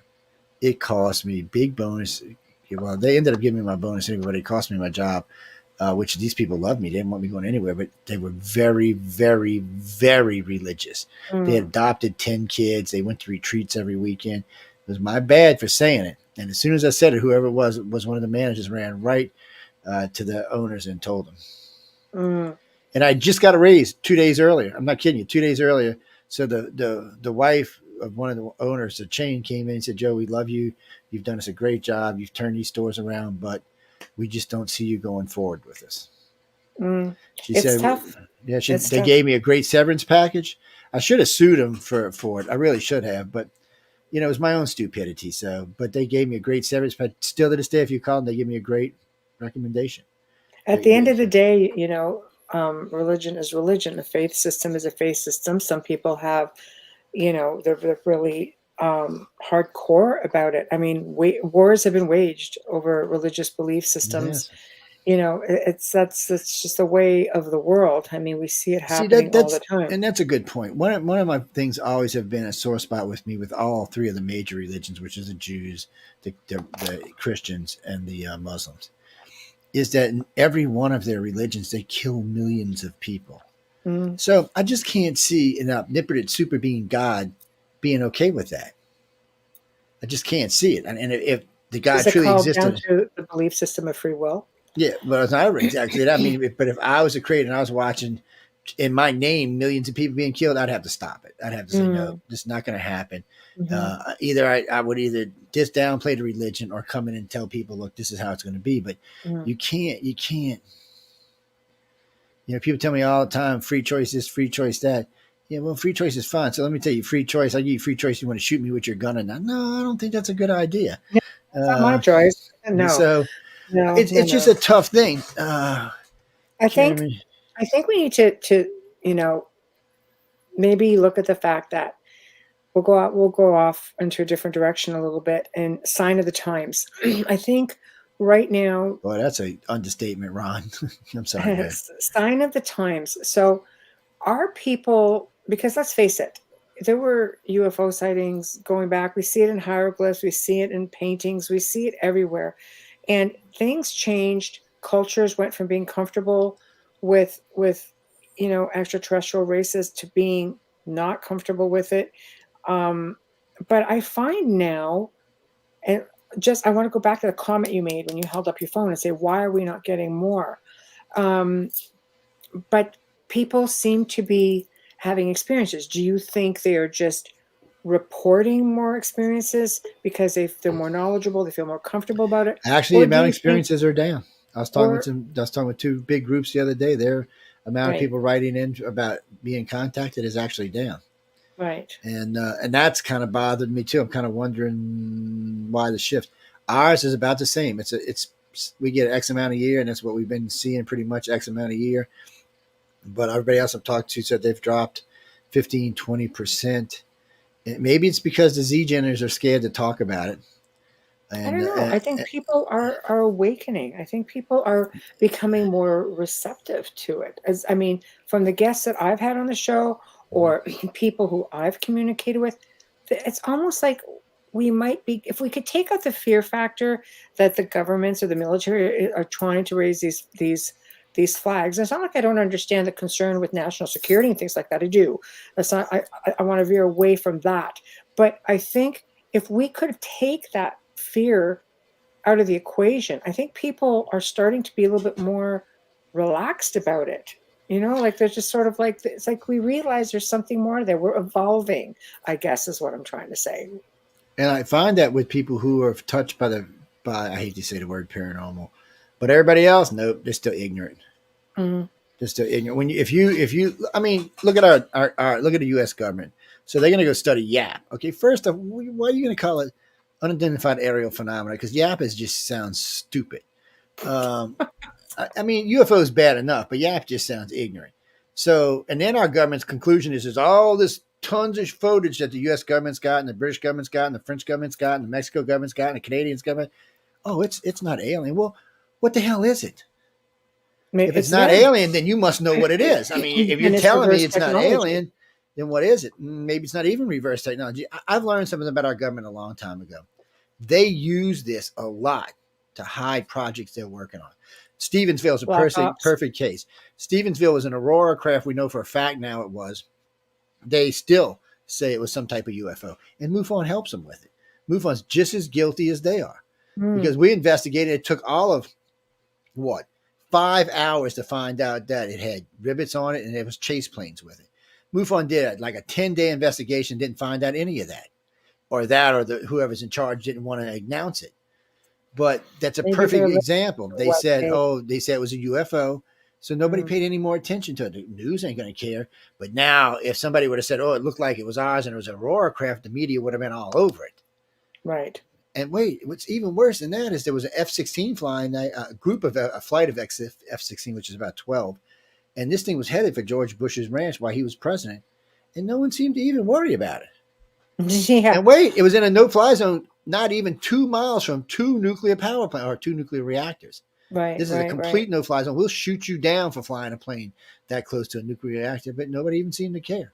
Stevensville, there's a reactor. I mean, wow, it's like 2 miles away from where this happened, maybe three. We went to drive and check it out. Matter of fact, I even got a tour of the place. I told Mhm. them what I was doing there, and they said, "You want a tour?" I'm like, "Sure, man." Yeah. So, uh, So so that's what I'm saying. Maybe a lot of what we see in the skies, it's a lot of us. what we see is us. It's So us. that's why it's so important when I tell people when they want to get in the field, it's so important to start back 3, 4, 5,000 years ago. And the reason why is I think the earliest flight was like 18 something when somebody invented the hot air balloon. But before then, there should be nothing flying in the sky. Now, there's lots of religious pictures where you see people flying in craft in the skies. There's lots of other Mm, accounts like the mayor of London talking about these things, these orb things that came floating to us through his town that had people in it. And there was an artist that drew it, but it wasn't not just him too. Over 10,000 people reported seeing it. It made the London paper at the time. you and I have done article. We're going to have to do a show specifically on this. Do you remember when we touched on airships that went back into the 1500s? That these were old wooden boats, and people were dropping down from them. They were in the sky. And then we're going back to medieval times, and people are like, what the heck is that? Do you remember where it was that small town and a guy just dropped in and their hook line hooked onto a church door? Like, Yes, but was like, that a memory and not a real thing? That's a or real was it occur. dimensional? It could have been dimensional too. It could have been any of But the those. thing is it was still something in the sky that was witnessed by many people. But there are tons of discs flying around. I mean, there's a war. It was in the Middle East, Mm. It's one of my favorite ones. The siege had been going on for 3 years, and then one day, out of the blue, this shield-looking thing comes floating across the sky, floats up to the gate. A blue beam comes down, blows the gate to shit and back. And what's great about this story is both the enemies and the conquered set talked about it. Oh, is this Sodom and Gomorrah? Yeah, I can't remember. It's written down Sodom and somewhere in one of my Gomorrah? prayers. But they said Religious. both people said the same thing. A Yeah. flying shield came up and blew the gates open. And that was the end of that. Now, okay, first off, there was nothing flying back in the sky back then. No. And we're talking about some kind of really advanced technology when a blue beam of light comes down and blows something apart. Yes. We still can't do that Right. today. But they're not even the only ones. The Sumerians talk about it. I seen Mary Area had posted about things in the Egyptian hieroglyphs. There's lots of stuff that suggests UFOs, but there's also some weird stuff in the hieroglyphs that suggests that somebody had visited the future. There was pictures of helicopters and jet planes and stuff like that. But you got to be careful because one of those hieroglyphs was a hoax, but one of them was real. That was Seti's tomb, I think, Yeah. in Egypt. So, I mean, there's some really advanced stuff. And then it looks like the Egyptians had a command of electricity of some sort because there's many drawings of these tube-looking things that are about this long and they're this big. And they put an eel in them, but they always have a cord going from it and they made light. So they had the eel there, like an electric eel showing you it made light. But I think it was some type of electricity that somebody figured out how to make. Well, technology. And then, how do they breathe in all of these places? That's what I'm saying. Technology was taught. It was shared. We seem to be a lot more relaxed with things back then than we are even today. It's almost like we need to go back, do like full. Well, because God's visiting back then wasn't a big deal. God's visiting today is a big deal. Because first off, most of us are not going to think it's God's, and 5 billion of us are going to be going, "What the hell was that? Who are you, and why are you on our planet?" And we're going to want answers, and then our governments are going to freak out because they can't give us answers. Well, I think then I think that answers the question. Maybe it was more accepted, and maybe an ET came and interacted more because we didn't have the technology that could destroy them, that could destroy the planet. I mean, they still fought amongst one another. You had different civilizations and tribes in fighting things like that, much like today, but they couldn't do damage on a planetary scale that we know of, because let's face it, how many extinctions have we gotten into? How many shows on Greystone did we do that talked about ancient technology and out of place artifacts that were found going back 300 million years ago? O-parts are very strange people. There's stuff that we find from time to time that no one can explain how it got there. Right. Anytime you find something way down in the bottom of coal, embedded in a coal, it's several million years old.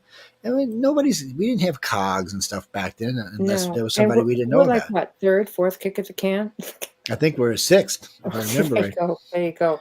And you look at Hamilton. When Hamilton White was on the show last year, he basically showed an artifact that he had that was given to him back in the 70s, which was, in fact, a Baghdad battery.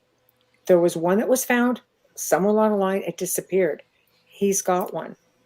And Men in Black showed up. Yeah, because they want to know what the hell it is. Yeah, because they want to know what the hell it is. They just go check out the archive, guys. It's amazing. He shows it. Yeah, things like that. They want to know what it is because they don't know. Yeah. And that's another thing. The government's not really. They don't really know much about aliens. They want you to think they do, but they don't. They wouldn't be abducting people if they did. There would be no reason for military abductions if the governments really knew what was going on, but they don't. Governments are just as dumb as the rest of us. The aliens have no need to talk to the government. They don't want to talk to our government. They have no need to. I think they learned the lesson with the Germans. There does seem to be, at the turn of the last century, century before last, there does seem to be some type of contact around 1900 in Germany. It looks like they contacted them and gave them advanced technologies because the Germans spent from, 1911 to 1916 building flying saucers. Never got any of them to work, but they did. And then again, when Hitler took over, they were doing them yet again. And you have to remember, at the turn of that century, they were by far the most advanced country in the world. Not the United States, not Canada, not anybody. They were by far the most advanced. And they were even the most advanced until the end of World War II. So anytime if any race was going to come visit the most advanced, it wasn't going to be us. It was going to be them. And a lot of the research they do is weird because, when you hear about things with the aliens, about telepathic abilities and empathic abilities and twin abilities, it's strange. All of a sudden, out of the blue, the Germans decided, I think in 1940 or 1939, to start taking people and checking these abilities out. Mm-hmm. They knew the abilities were real. Even the U.S. government has these organizations that work with these abilities now. So, and that, y'all can look that up for yourself. The Air Force and the Navy both have a telepath program. They closed the remote viewing program for a telepath program instead. Mm-hmm. And I do know why they closed it. So, actually, I talked with Ed Dames about it. Actually, I think it was we were in Coast to Coast together, and we talked about it. But he said, and I had told George in the beginning, I felt like telepaths have a much clearer view than a remote viewer does. So remote viewers can pinpoint locations and buildings and missiles and stuff like that. But telepaths can also find the missile, but they can also watch the guy punch in the code or read the code and stuff like that, which is something the remote viewers can't.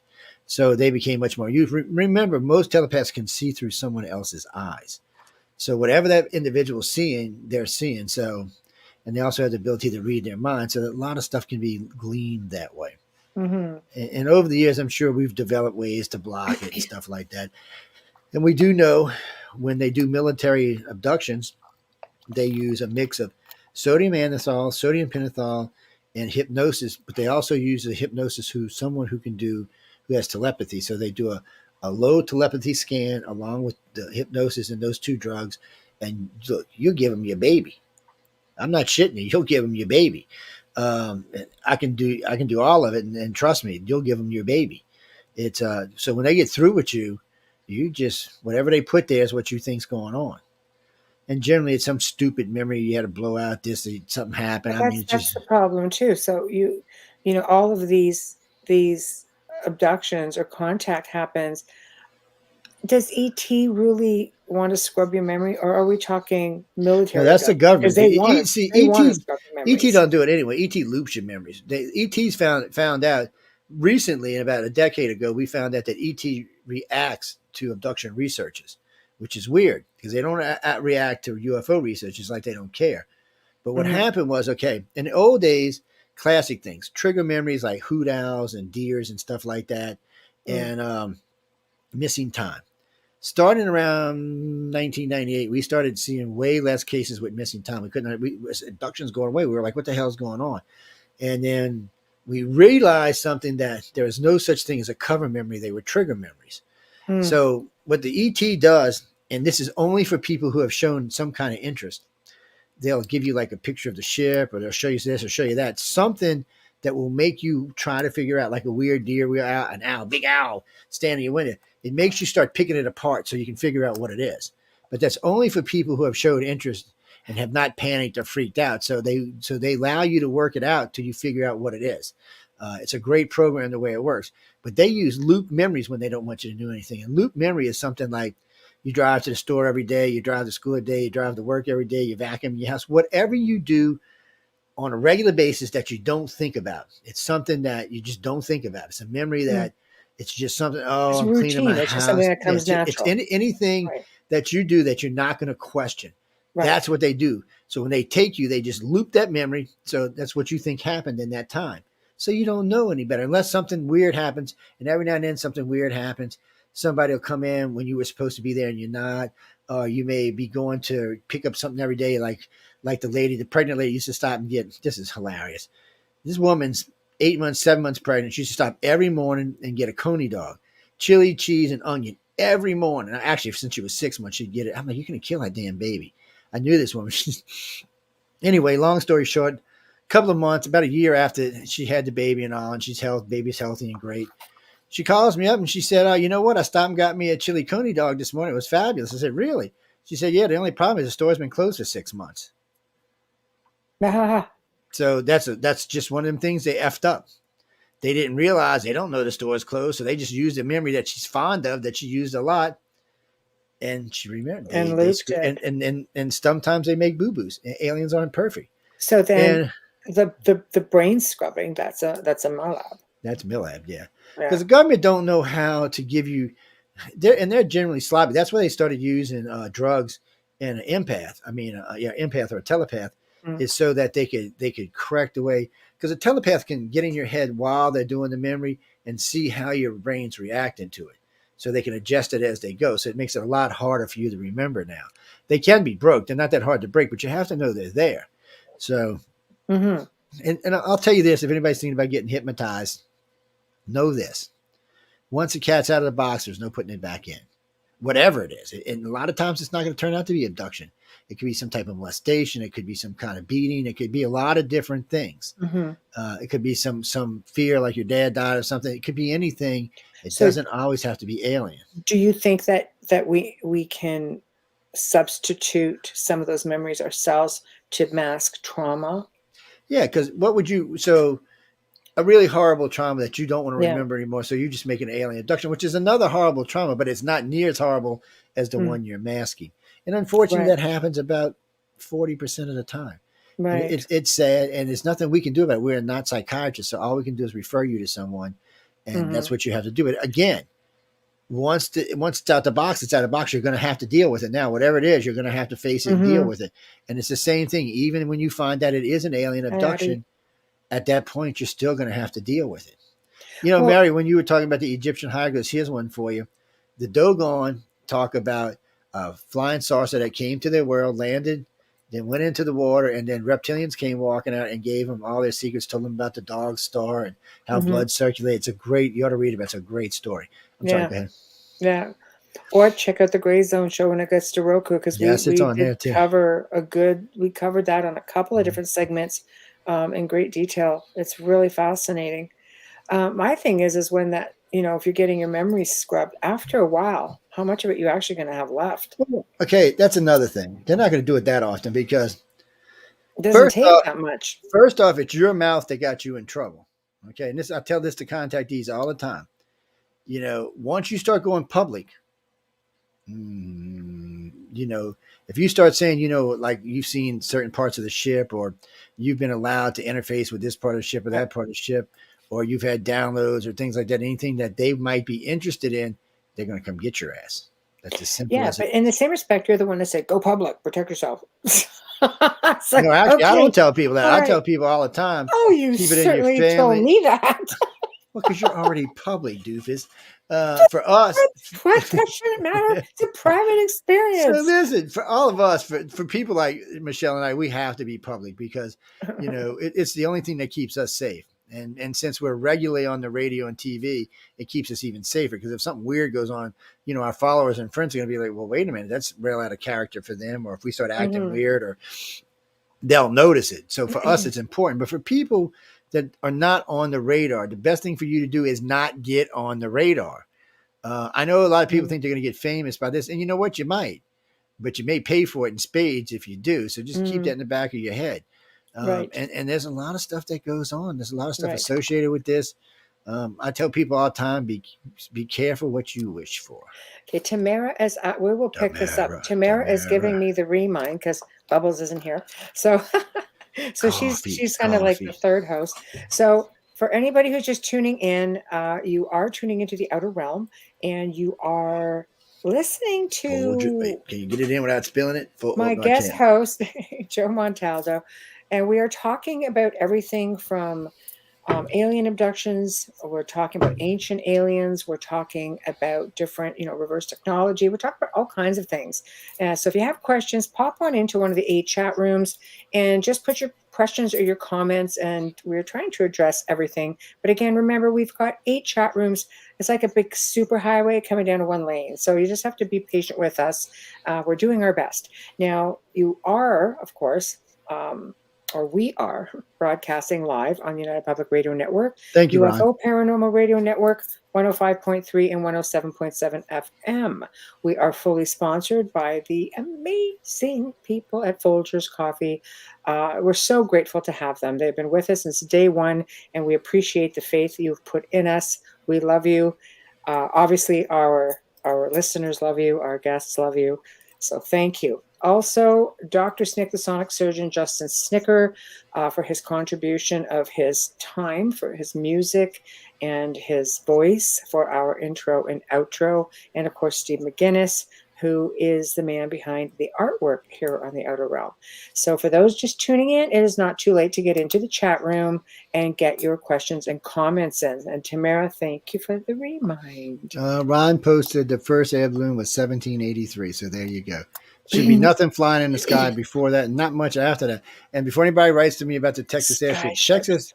the Texas airship was after this date. It was like 18. I have to go look it up, but it was in the 1800s. And well, a lot of people said it was the U.S.'s attempt to build a dirigible.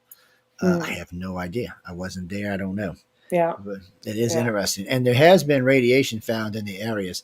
And Jimmy, I talked about that last night. Yes, about the Wrong chat room, molecular. Jimmy. No, he started. Well, no, he's actually been bitching at me for a little while now about Hello. the cattle mutilations. You know what? I actually told a friend of mine today, y'all should write to Carlson Tucker and tell him what really happened instead of BS stories he learned about. It has nothing to do with aliens. Cattle mutilations have nothing to do with aliens. Just There we nothing. go. That's right. There we go. So, Yes, what's happening down hello. there? Hello. So yes, Mary says, I don't remember much before the age of 7. It was about the time I swear I was taken to this crop circle, again roughly 75. So would that be a memory wipe? If you were More than taken likely. by a military, I've taken to asking questions now when I work with people. They take Michelle all the time. It confuses me because I'll tell her something and I'll see her again. I say, remember? She's like, no. I'm like, what do you mean, no?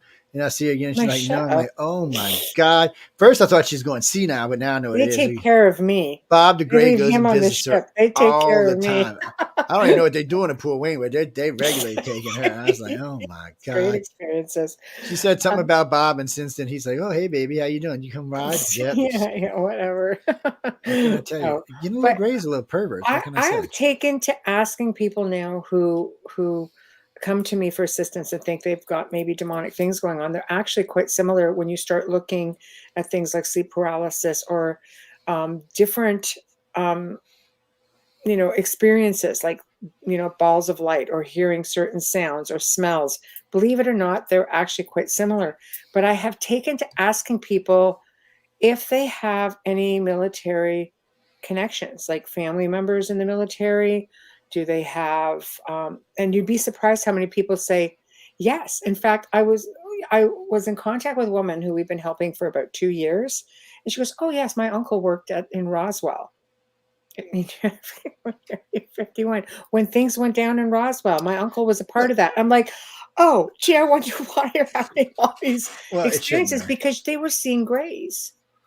Well, Grays are friendly. They love you, Mary. You should be I scared of sleep know. paralysis. No, actually, I'm glad you said that because if I had $1 for every abductee slash contactee that spent time in an orphanage in Canada, not in the United States, by the way, this is a Canadian thing and Right. only a Canadian thing, I could retire. I'm not kidding you. It started out with a good friend of mine. She went on the name Pern Cougar. We're not going to get into why or any of that stuff, but she was one of our Canadian directors. She came from one, so and then a couple of people had come in the room, and we've always had a lot of Canadians. We're friends with a lot of Canadians, and we had about a dozen in 2 weeks come in the room that would come from Orange. I'm like, what the hell? It was almost like somebody dumped it into my plate. So I said, Cougar, why don't you take a look, get a couple people, and take a look and see what we can find. So in less than 3 weeks, they found 750 contactees that had spent time in orbit in less than 3 weeks. It Mm. freaked me out. So there was another tie to it, though. So we couldn't figure out how they got there. Guess who put them there? The U.S. government. You figure that one out. No, they had the paperwork and everything. A lot of them still had the paperwork. So somehow Interesting. they were in the U.S. I don't know if they were Canadians, or if they were Americans, or if they were both, but somehow or another, the U.S. shipped them to different orphanages in Canada. Not all of them were like that, but about half were. It was freaky weird. Yeah, because Even today, Mary was in it's an foster ongoing care, project. not Yeah, orphanages. and it's still an ongoing project today. Most of all the ICARS things are ongoing project. We'll never quit until Why don't even you when tell I people die, what other people are ICAR just is? taking Tell them over. how to get to it so they know. Because you mentioned it, but they don't know. Not everybody knows It's what it the is. International Community of Alien Research. It's ICAR1.com. There'll be stuff like my arguments with Kathleen Margarine about the Betty and Barney Hill case because they had it totally wrong and I rewrote it. There'll be cases like the cattle mutilations and stuff like that. It's no one should ever let me into the field because originally I was a debunker. I was like, no, you people are on crack. Nobody's being abducted by aliens. Aliens are not real. I was just like when I was 20, but and over the years I learned, of course, I was wrong. But it's just weird how things just get dumped into my lap. I don't know how to explain it. All of this started because when I was like 20, everybody and their mama kept telling me they'd been. I'm not, uh, you know, my dentist told me. A good friend of mine who was a politician at the time came and told me one day he'd been taken. I actually, in the beginning, I thought they were effing with me. Every pilot I worked with in the Navy, which was 4 different squadrons, all told me the same thing. They had seen an alien craft. And they did not call it a UFO. They called it an alien craft. They didn't see it on the HUD or the app. They seen the damn thing flying where they could almost reach out and touch it. They said it just performed move. It took till now for the Foo Fighters, for us to even get close to the maneuvers the Foo Fighters did. It took us to now, 100 years later almost, or 86 years later almost, to invent drones that can kind of do what the Foo Fighters done. We still have nothing that can move as fast as they do today, and we have nothing as big as them that can make the performance moves that they did in World War II. You figure it out. Right. And every person that had a pilot, every Army, every Navy, every Air Force that had pilots flying, whether it was us, whether it was the Brits, whether it was the Germans, whether it was the Russians, whether it was the English, it didn't matter who it was, the Japan, it didn't matter. They all seen them. All of them. And no one could claim them because no one knew what the hell they were. Everybody else thought it was somebody else's stuff. I will get back to everybody. 15%, Tam. 15%. Okay. Okay, back to Ron. Does regression reveal evidence of past lives? I would say yes, along with abductions. Okay, Joe? don't get me started on the past life thing. Let's ask Joe. Don't get me started on the past life thing. So I got a whole nother scenario for y'all. That's a whole other show. So listen, there's a multiverse, right? Which means there's one of you in every multiverse. Okay, so every dimension, every universe, there's one of you in it. Well, you might be blonde haired, blue eyed, whatever. It doesn't matter. You may be tall, you may be short, you may be fatter, you may be skinny, you may be a murderer, you may be a great cook. It's just each one is different. Whatever thing that can happen to you will happen, and it will be in every dimension. But they're all going on at the same time. So what do you need reincarnation for? If everything's existing in one time, when you all die, you'll just snap back together into one being, and you've lived every possible life there is. So why would you need that? It's a hard one because we do know the multiverse is real. So how can you have that and have reincarnation? That's a tough one. And I haven't decided on either one, by the way. I just like saying it because it sounds good. Different. Again, we've done shows on the Gray Zone on the multiverse and different, time travel and time slips and things of that nature. So, anything is possible. And I agree with Mary. The ones who defy the most are the first ones who are the greatest believers. Is it true birthmarks are a bodily residual of how you died in a past life? I hope not, because I got a bunch of them damn things. It got littered. Yeah, I'm just saying, I got one here. I got one on my neck that was dated this long. They must have hung me in my last one. Oh no! Look, I tell this again, like I said earlier in the show, believe whatever makes you feel as snug as a bug in the rug, because that's what's important. I pick on people because there is a multiverse, and it is possible that we're living every life at one time in one instant. So, somewhere I'm way sexier than I am now. Somewhere I have wings. Somewhere I'm axe murderer. Somewhere I have 10 wives. Somewhere I have 10 husbands. The point being is whatever can possibly exist, and this is science, by the way, you're going to experience. Which actually kind of scares me a little bit because there's a lot of bad shit in the universe that I do not want to experience. But somewhere one of me is experiencing that. I guess I'm one of the luckier ones. But when you all die, you all come back to one being. So you've lived every possible life at one time. And then when you come back, you're either an enlightened being or an insane being. I don't know which one. I guess it's the way you deal with all of this stuff. But then, so what do you need reincarnation for if that's how the universe works? I think as we learn more, some of the old things we used to believe are going to have to be changed. Because as we learn more about the universe, some of the stuff that we think now just doesn't fit. Well, it's conditioning. Universe, and it is conditioning. I think it's conditioning, and we've evolved, I think, even with technology. So deja vu, I like this question, Ron. Is deja vu an experience of a past life or just a dimensional experience? For me, deja vu usually is something from the future. It's like precog. Okay, When I interesting. usually have, and sometimes because I'm a dumbass, I don't always pay attention to it. Well, no, really, throughout my Remember, life, I didn't I've say that always, one. yeah, well, I did, but I have to do throughout the my life, dumbass thing holding up a certain no, product no, that shouldn't be but happening. throughout my life, I've had a lot of deja vu throughout my life, and Mm, most of the me, times me too. it's a Yep. precog. It's something Mm. that's going to happen, and I should be watching for it. But sometimes I'm like, come on, this is BS, and then it happens, and I'm like, oh But sometimes shit. it's a place that you've been to before, and Yes, sometimes it is. it's just It's like that, it's it's glitch. it's It's like a it's glitch in the matrix.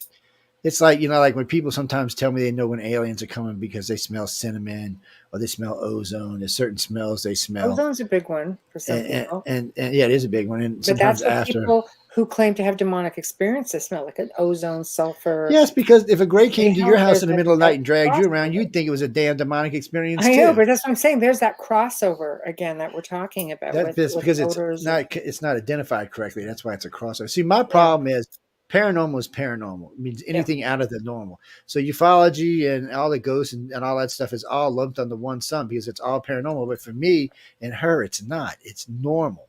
It's Hmm. not paranormal. This is stuff we deal with daily. It's stuff we've been dealing with daily our whole lives. And it's Hmm. not paranormal is not a good word for people. And you see all these different groups of paranormal, this paranormal, that. You're dumbasses. Okay, this is something you deal with daily, so it's not paranormal. You need to start letting people understand some of this stuff happens on a daily, regular basis.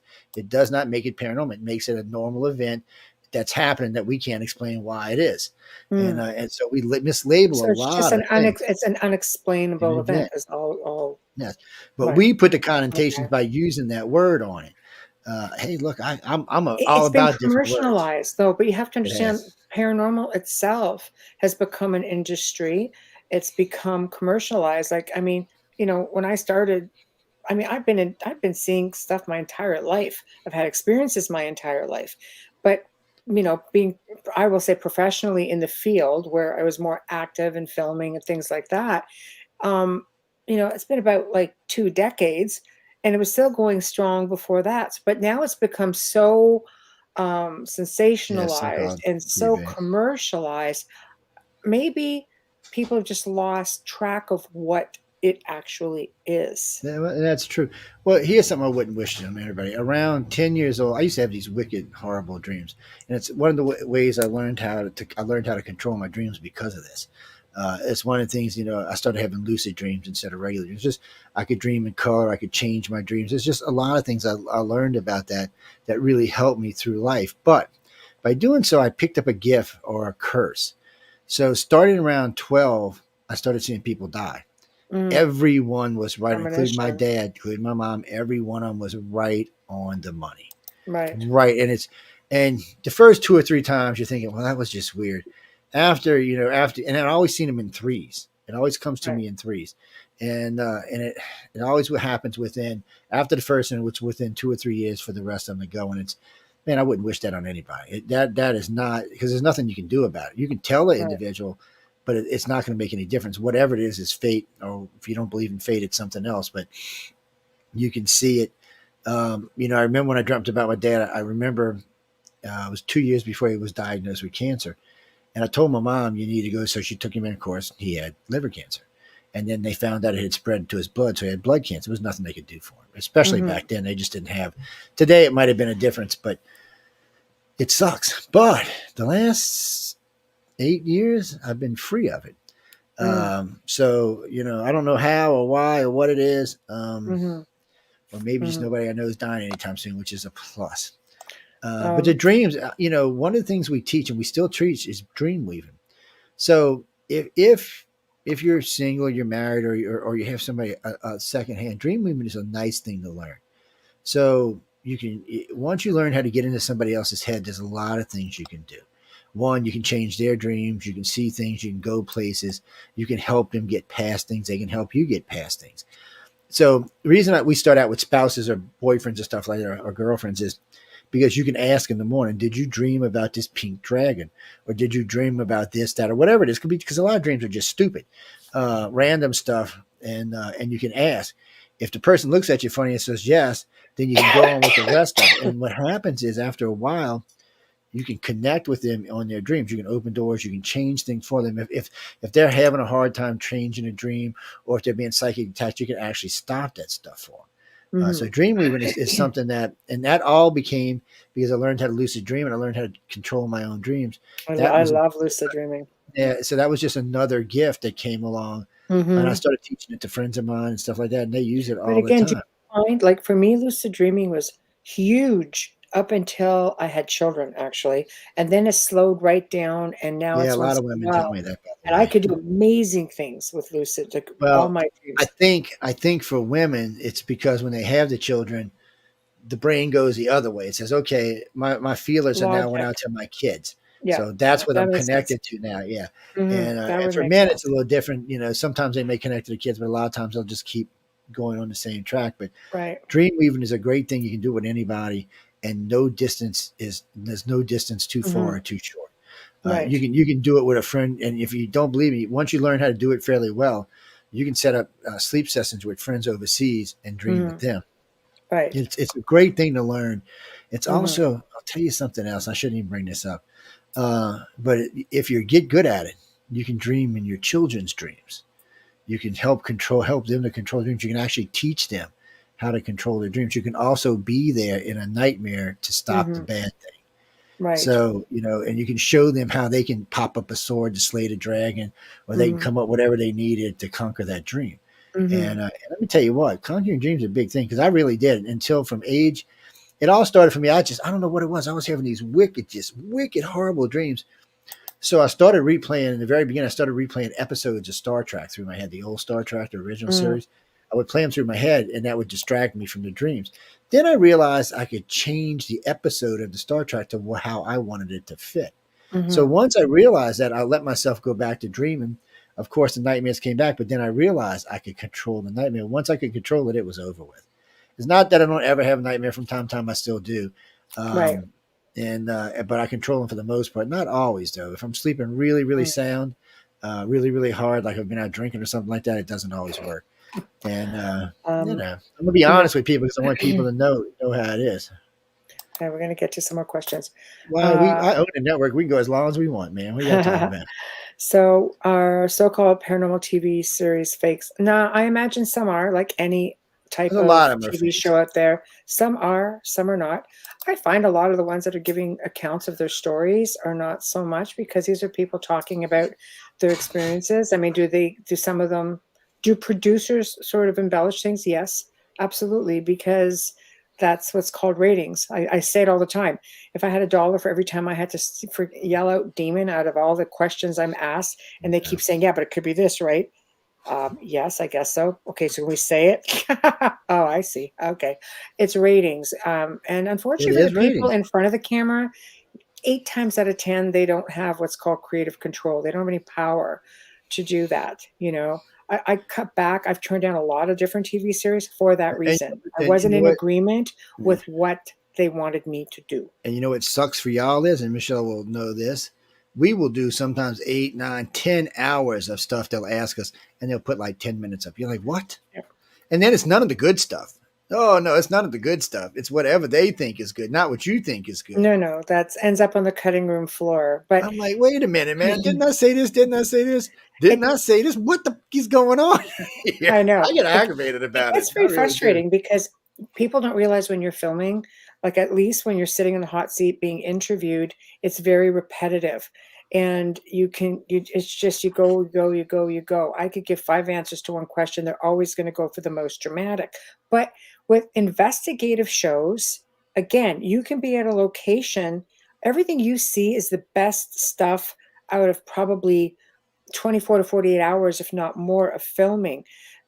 Is it faked? Is it embellished? I'm sure some of it is. I mean, I've known friends who have crazy haunted locations throughout the world, and they've had shows come in and say, okay, we're just going to do this or this, where the owner says, no, you're not. This place will stand on its own 2 feet. It doesn't need you helping it. Other shows come in there and the place just gives it up.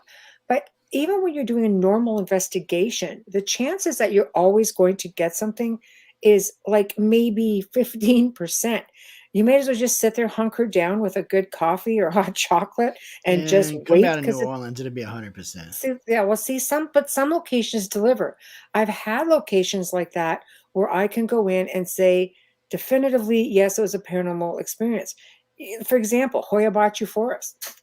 I don't know too many people who, because I do know people who have gone and said, no, we definitely had experiences. I had experiences, my team had experiences, That'd be but it idea doesn't cooking mean some if we go steaks. back, we're going to have an experience. I tend to think we will, but you just don't know. So that's a pretty loaded question. So getting back to the deja vu for a moment, Wayne says, I felt the deja vu is a replay of a life that ended prematurely, and the person is sent back to live the life over. So things seem so familiar right up to the time of a person's death. And he says that because his deja vu ended sometime around the age of 27. Before that, it was a very prevalent experience in his life. Can you maybe give us some insight on that? Well, I would think when it comes to deja vu, it's going to be for each individual person how it works. Right. I've never seen any past lives or anything like that. To be honest with you, it's always been precog for me. But for other people, sometimes it's precog, sometimes it's at the moment. A lot of people have deja vu at the moment, so it's like they're reliving the same moment over again. Mm-hmm. Like somebody walking over your grave. So a lot of people, it's like a replay of the Mm-hmm. exact same thing you just did, but it replays. So I've noticed over the years. I used to try to put this into a category, but I can't. I would say when it comes to deja vu, there's 4 or 5 different types of deja vu and the way it works. So and the way they think about it, because it's probably the way it works for them. If you've experienced it more than one time, then you probably have an understanding on how it works for you. Yes. Like Chris says, for this experience, deja vu is a time slip most of the time. And see, a lot of people describe it that way. That's what I'm saying. So it seems to vary from person to person. I'm not even sure why. Or maybe what's happened is we've just mislabeled it. Okay. So we've already looked at 5 different what we call deja vu here, but maybe each one is actually should be labeled something different. Mm-hmm. So and I don't know which one you would label. I don't see. It's one of the problems with UFOs and paranormal is we get trapped in these labels, and it's hard to work around them a lot of times. And a lot of stuff That's we hard. call stuff today shouldn't even be called that. It should be something entirely different. And it may have a very technical word for it, from like a But I will science do this. standpoint. It's a I will buzzword. guarantee you, if you have a couple of cocktails and you walk around the French Quarter between 2:30 a.m. and 4:30 a.m., you will see something. Just keep roaming, roam between Jackson Square, back down the side, around the cathedral, back around the backside, and all the way around where the slaves used to be sold and hung. You're going to see something. I can guarantee. I've never gone down there ever that time in the morning that I didn't see something. And usually, and I'll tell you ahead of time, you usually get some creepy feeling like something walking up the back of your neck or someone blowing on your ear. It's a strange feeling, and then it's there. And lots of people have seen stuff down there. A lot of people don't even want to admit it. Matter of fact, I was talking to this group of tourists, and they said, "Oh, what was that? Some kind of reenactment?" I said, 2:30 in the morning? You got to be shitting me, right? Oh, no, that had to be a reenactment. I said, no, them were ghosts. And they're like, what? I said, do you see them anywhere? Because you can see both ends of the walkway for like a half mile. I said, you see them anywhere? I mean, they weren't big, huge bella dresses. I mean, I would think you would still see them. So, teleportation is possible. Even we actually have technology today to teleport. The Brits did it first. They teleported one byte of information, 1.5 kilomiles, 1.5 kilometers. Then the Aussies did it for like 3 miles. The U.S. has still not done it yet, but they've been working on this for a while. So the next thing is the next test is going to be to take a box with something in it and transport it 2 or 3 miles and see how it works. Eventually, when I say eventually, it could be 5 years to 500 years at the rate we do the things. Philadelphia experiment, that was. But we will have teleportation. So we won't. See, people ask me about space gates all the time. Why don't we build a space gate? Space gate would be great. Space elevator. I'm sorry. But if we're going to have teleportation in less than 100 years, why is it waste of money and There are time? power spots, though, if you just know where they are. They're natural vortexes or portals. And we found other ways to send stuff to space. We just won't do it. Los Alamos had been working. Los Alamos took some of the. This tells you how big these lasers were. That Star Wars was. Los Alamos took some of these lasers, and they were taking these big discs about the size of my house with vents in it, and they would shoot the laser up and superheat them and shoot them into space. So they learned how they could send stuff in space without using jet engines, but they didn't want to do it for some reason. Yeah, no, we didn't want that kind of technology because it would make things cheap. Ooh. Sending something to space right now is outrageous expensive. This would make it really cheap. I say Uh, use the natural spot. That's right. that's right. Send it up there. Send it. Well, the planet. That's I the don't know. problem.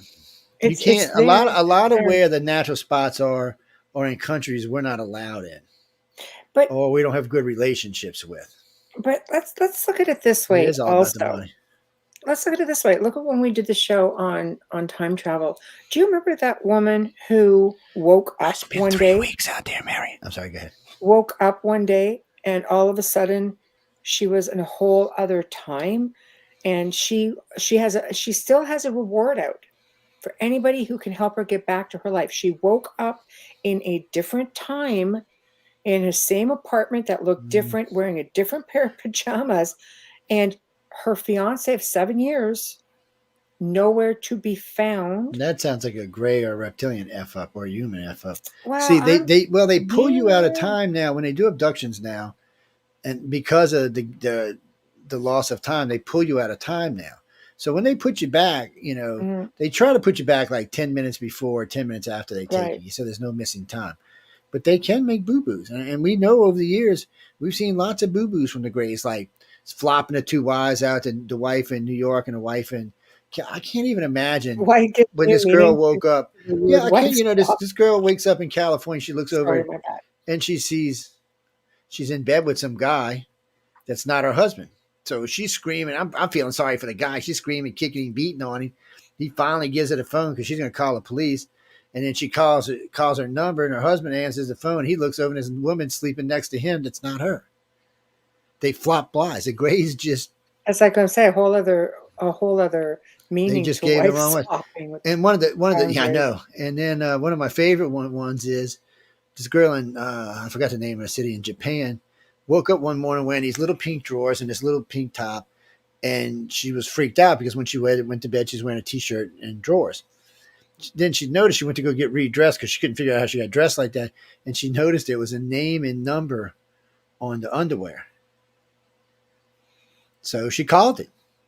The girl woke. The girl got up, was walking around the house, and she said she gave her a description of her clothes and what she was wearing. So I guess the girl didn't know. She went and looked, and there they were in the basket. And then she freaked out. So under hypnosis, both of them were contacted. Same thing with the two wives. They did a police investigation into the New York and California girls. They actually launched an investigation into it. There was no way, because it was only like 2 hours difference a night. There was no way Mm, they could have got a plane there. Just there was no reservations, no nothing. And it was just there. And then there's the two California ladies who had stage 4 cancer and woke up without it. And this was crazy because we were one of the lead investigators on it. And I really felt sorry because I knew both these ladies had less than 6 months. mm, And I still remember this. I get a call because remember California is 2 hours behind us. I get a call. It's like 8 o'clock and it's early for them. It's like 6 a.m. She's just going on and on. I'm like, what's up? What's up? She said, I don't have cancer. I was like, what do you mean you don't have cancer? She said, I'm sending you the picture. She said, I got to come in. She's already got it FedEx out. It'll be your house in a day. She said, not mm, only do I not have it, but there's no damage. All the all the places that had damage, because it was stage 4, it was in at least 4 locations. Everything that had damage was fixed, and there was no sign of cancer anywhere. So, and she was friends with this other lady. So she mm. sends me this. I'm like, what the? So I call her doctor, because I'm running the case. I call her doctor. She said, Mr. Montaldo, it's gone. He said, no, it's gone. It's not, it didn't go in remission. She didn't, we're all don't know what to say because they've got tons of pictures of the cancer in her body and from Mm. the MRI. So they were like, it's I've well heard this. documented I've case. heard things like this Yeah. before. So she calls her friend and tells her what happened. Her friend gets up feeling great that morning, goes to the doctor, and guess what? She don't have cancer either. Cured both of them. Hmm. Nobody knows why they picked them two, what happened. You could say it was a miracle, but neither one of these women are religious. Um, they said the Greys did it, and that's what they're sticking with today, and they're cancer free. Well, And so what do you say? Because Chris crazy. says there's no such thing as alien abduction. It's false. What do you? Of course, a lot of people don't want to think there's alien abduction because it scares the living shit out. So if people, if they have looped memories, okay, because I'll just add to this. Okay, Chris, be patient with me. If people have looped memories or scrub memories, and you hypnotize somebody, how do you know you're not getting just an implanted memory of sorts? How do you know? Because to know that there's abductions, obviously there's people who have either been regressed to think to through hypnosis, or they just recall it, or a Well, I version of it. cheat, and this requires a Okay, fairly deep there you go, form of Chris. hypnosis in person, but Right, it requires a fairly deep hypnosis. right, So what we do is we look for things throughout the person's life. right, Okay, so right now it may be looped, but 10 years ago it wasn't. right. 5 years before that it wasn't either. And since all abductions are start from birth to death, there's always going to be a trace throughout. Even as a child, it's still going to Mm, be in there. So the more you go back, the more you find. right. So it's easy to loop them, and even the loop ones you can push out of the way to find out how much time or what was going on. Because there's also ways like that, and like I said, they make mistakes too. Like here's another good mistake for y'all they made.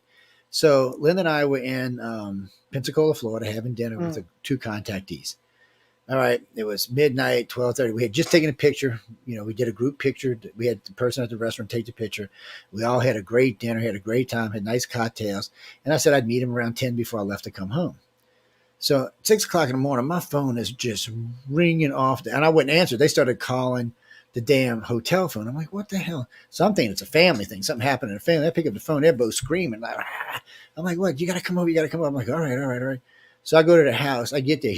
This guy was clean shaven when I seen him. His beard was like this. I mean, it was just big, huge beard. I have never seen that much hair on a woman's leg in my entire life. She looked like damn little monkey girl. And so we went and had it checked out. The doctors figured it was somewhere between 3 and 4 weeks worth of hair growth that grew in under 5 hours. wow. And no one could give us an explanation. So under hypnosis, it clearly came out they were gone for 3 weeks. 3 weeks. They had 3 weeks worth of memories. You can't make that up. And what's great for us is because we're very strict about hypnosis is we always run the voice stress meter in the hypnosis. There's always 4 people present. So there's the person who's being being hypnotized, somebody they brought with them that they trust implicitly, myself and whoever's working with me on the case. So there's always that amount of people there. It's for everybody's safety because we are talking about hypnotizing people and sometimes really deep hypnosis. So I want everyone to feel safe and protected and know that there's not going to be any harm. There's lots of different ways of hypnosis, light hypnosis. Each you can do a light, and I like to start with people with a light, then a little deeper, then a little deeper, then a little deeper. One, it builds trust with me, and it makes it easier for me to get deeper and deeper in their head as we go along. So, Right. and we have strict rules. You can't say the word UFO. You can't say the word extraterrestrial. You can't say spacecraft. These words all have to come out of the person who's being hypnotized's mouth. Mm-hmm. So what we'll usually do is ask them to give us a description of something that went on in their life, and they'll tell us. And then we'll find out more and more about it, and then we come back, because we like to really get into deep. Get the deeper the better we can get, the more information we're going to get. It just comes out, and in Mm-hmm. some people, when you get really deep, it just starts flowing out all over the place, and we let them pick it. So anyway, when we're done with the first regression, we get together, we listen to all the tapes and review all the tapes. Then we formulate a line of questioning based on what we learned in this case. Okay. And still, we can't use those words, but they can. So once we do that, then we set up the next hypnosis, which is a good bit deeper than the first one. And then that line of question that we all 4 agreed on is what we use for that. And it works fabulously. It's really, really good. And remember, don't forget, guys, I got degrees in voice stress analysis, facial recognition, and body language. And I got them from big companies because the voice stress I learned from a state trooper. Everything Mm-hmm. else, the 2 of the companies I used to hire and fire for sent me to school for voice stress and body language. And I'm really good at it. Mm-hmm. And I've fired and hired many people because of it. So when you come down to alien abduction, it's what anybody wants to believe about it, but the government doesn't know anything about it. The government knows squat when it comes to aliens. That's why they do military abductions. And if the alien abductions wasn't real, then why are so many people having military abductions? Mm-hmm. And those are easy to prove. People seeing people being taken from their home in black vans, being taken from their homes in black helicopters, things like that. People being pulled over the road and being taken. We have lots and lots of cases like these. And under regression, It clearly shows the military abduction, and it Well, clearly the shows the Hills alien went through abductions. that too, though, didn't Yeah, they? so that's what I'm saying. So Yeah. if the problem for the government is the aliens don't give squat about the government. Okay, they don't care about our governments. They're not telling our governments they're never going to give them any real technology because they don't trust them.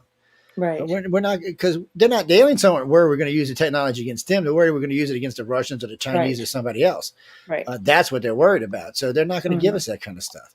Right. And I mean, they can take anybody from their home or anywhere else. So Right. and they've got all sorts of technology we'd love to get our hands on. But Mm. people ask me all the time, are abductions real or not real? All I can tell you is, after 40 years in the field and probably over 1,000 hypno cases, not including the 87,000 cases we have on file. I'm sorry, 97,000 cases we have on file. I'd have to absolutely tell you beyond any shadow of a doubt it's real. We Right. have tons and tons and tons and tons of evidence now that it's real. We have Mhm. lots of cases, not just here. We have cases from around the world. And iCard cheated. So what we did was, originally with MUFON, we were MUFON in the early days, we took 5,000 cases and we did abduction criteria. Today we have over 90,000 cases and we have abduction criteria. And what abduction criteria is things that happened in every abduction. Mm. Okay, a routine that happens. Now, some of this we made public. About 55% of it we made public, like the blue plasma and other things. But about 45% we still keep a secret. And the reason why is I'd never know who was lying or telling the truth without it. So these are things that happen in all abductions, whatever you're experiencing. So for a routine for you, y'all's first abduction happens pre-birth. It's probably twice before you're born. Usually within a couple of months after you're born, you're taken again. Mom's taking, you're taking the whole lot. As children, I cannot tell you how many children talk about their bug-eyed friends, their reptilian friends, and these people come from contactee families. They're talking about it on a regular basis. We don't regress anybody under the age of 21. By the way, we don't. You can do it yourself, but we don't. We just don't do that. It's just for a lot of different reasons, but we don't do it. But Right. anyway, starting around puberty to about age 30, there are some wicked shit happens to all contactees.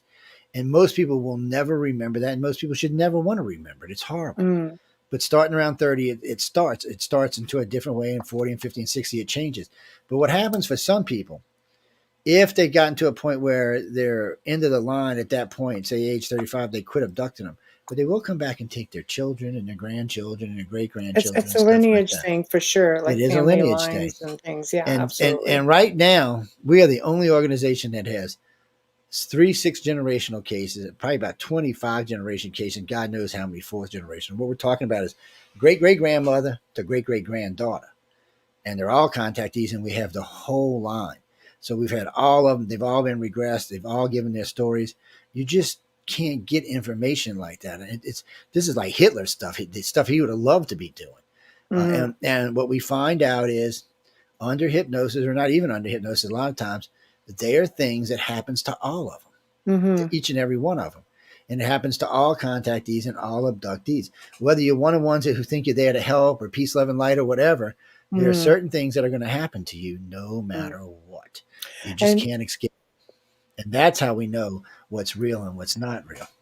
with that being said, we are over. And I know. So I'm going to sign us off. And wow, you guys are awesome tonight. We'll Yes, y'all have were. to, Y'all great audience. yeah, you guys were great. So again, we've come to the end of an amazing, amazing segment. Very informative. So thank you, Joe, for that. It's always informative. Love, Love peace, that. and light. Love the whole ET talk. And yes, Tamara, I'm doing it. Thanks, Plato. So thank you, Kenny.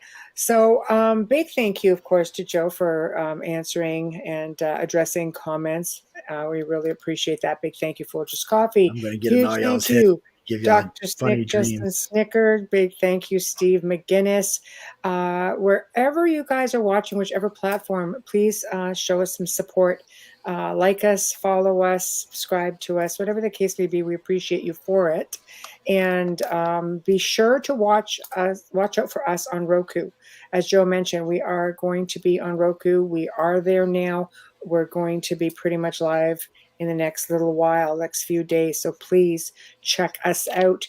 Wednesday night, still working on it. I can assure you it'll be magnificent because that's what I do. I make sure we have magnificent.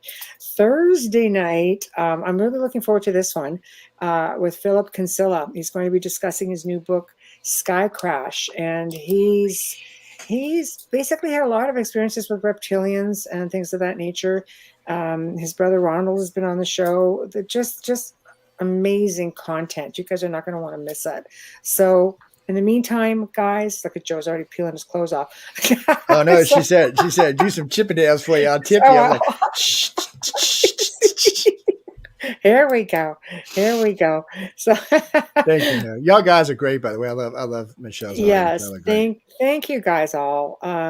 We definitely appreciate you. All the comments are still up here. You're magnificent. There we go. So, all right, guys. Everybody have a fantastic weekend, and we'll see you next week.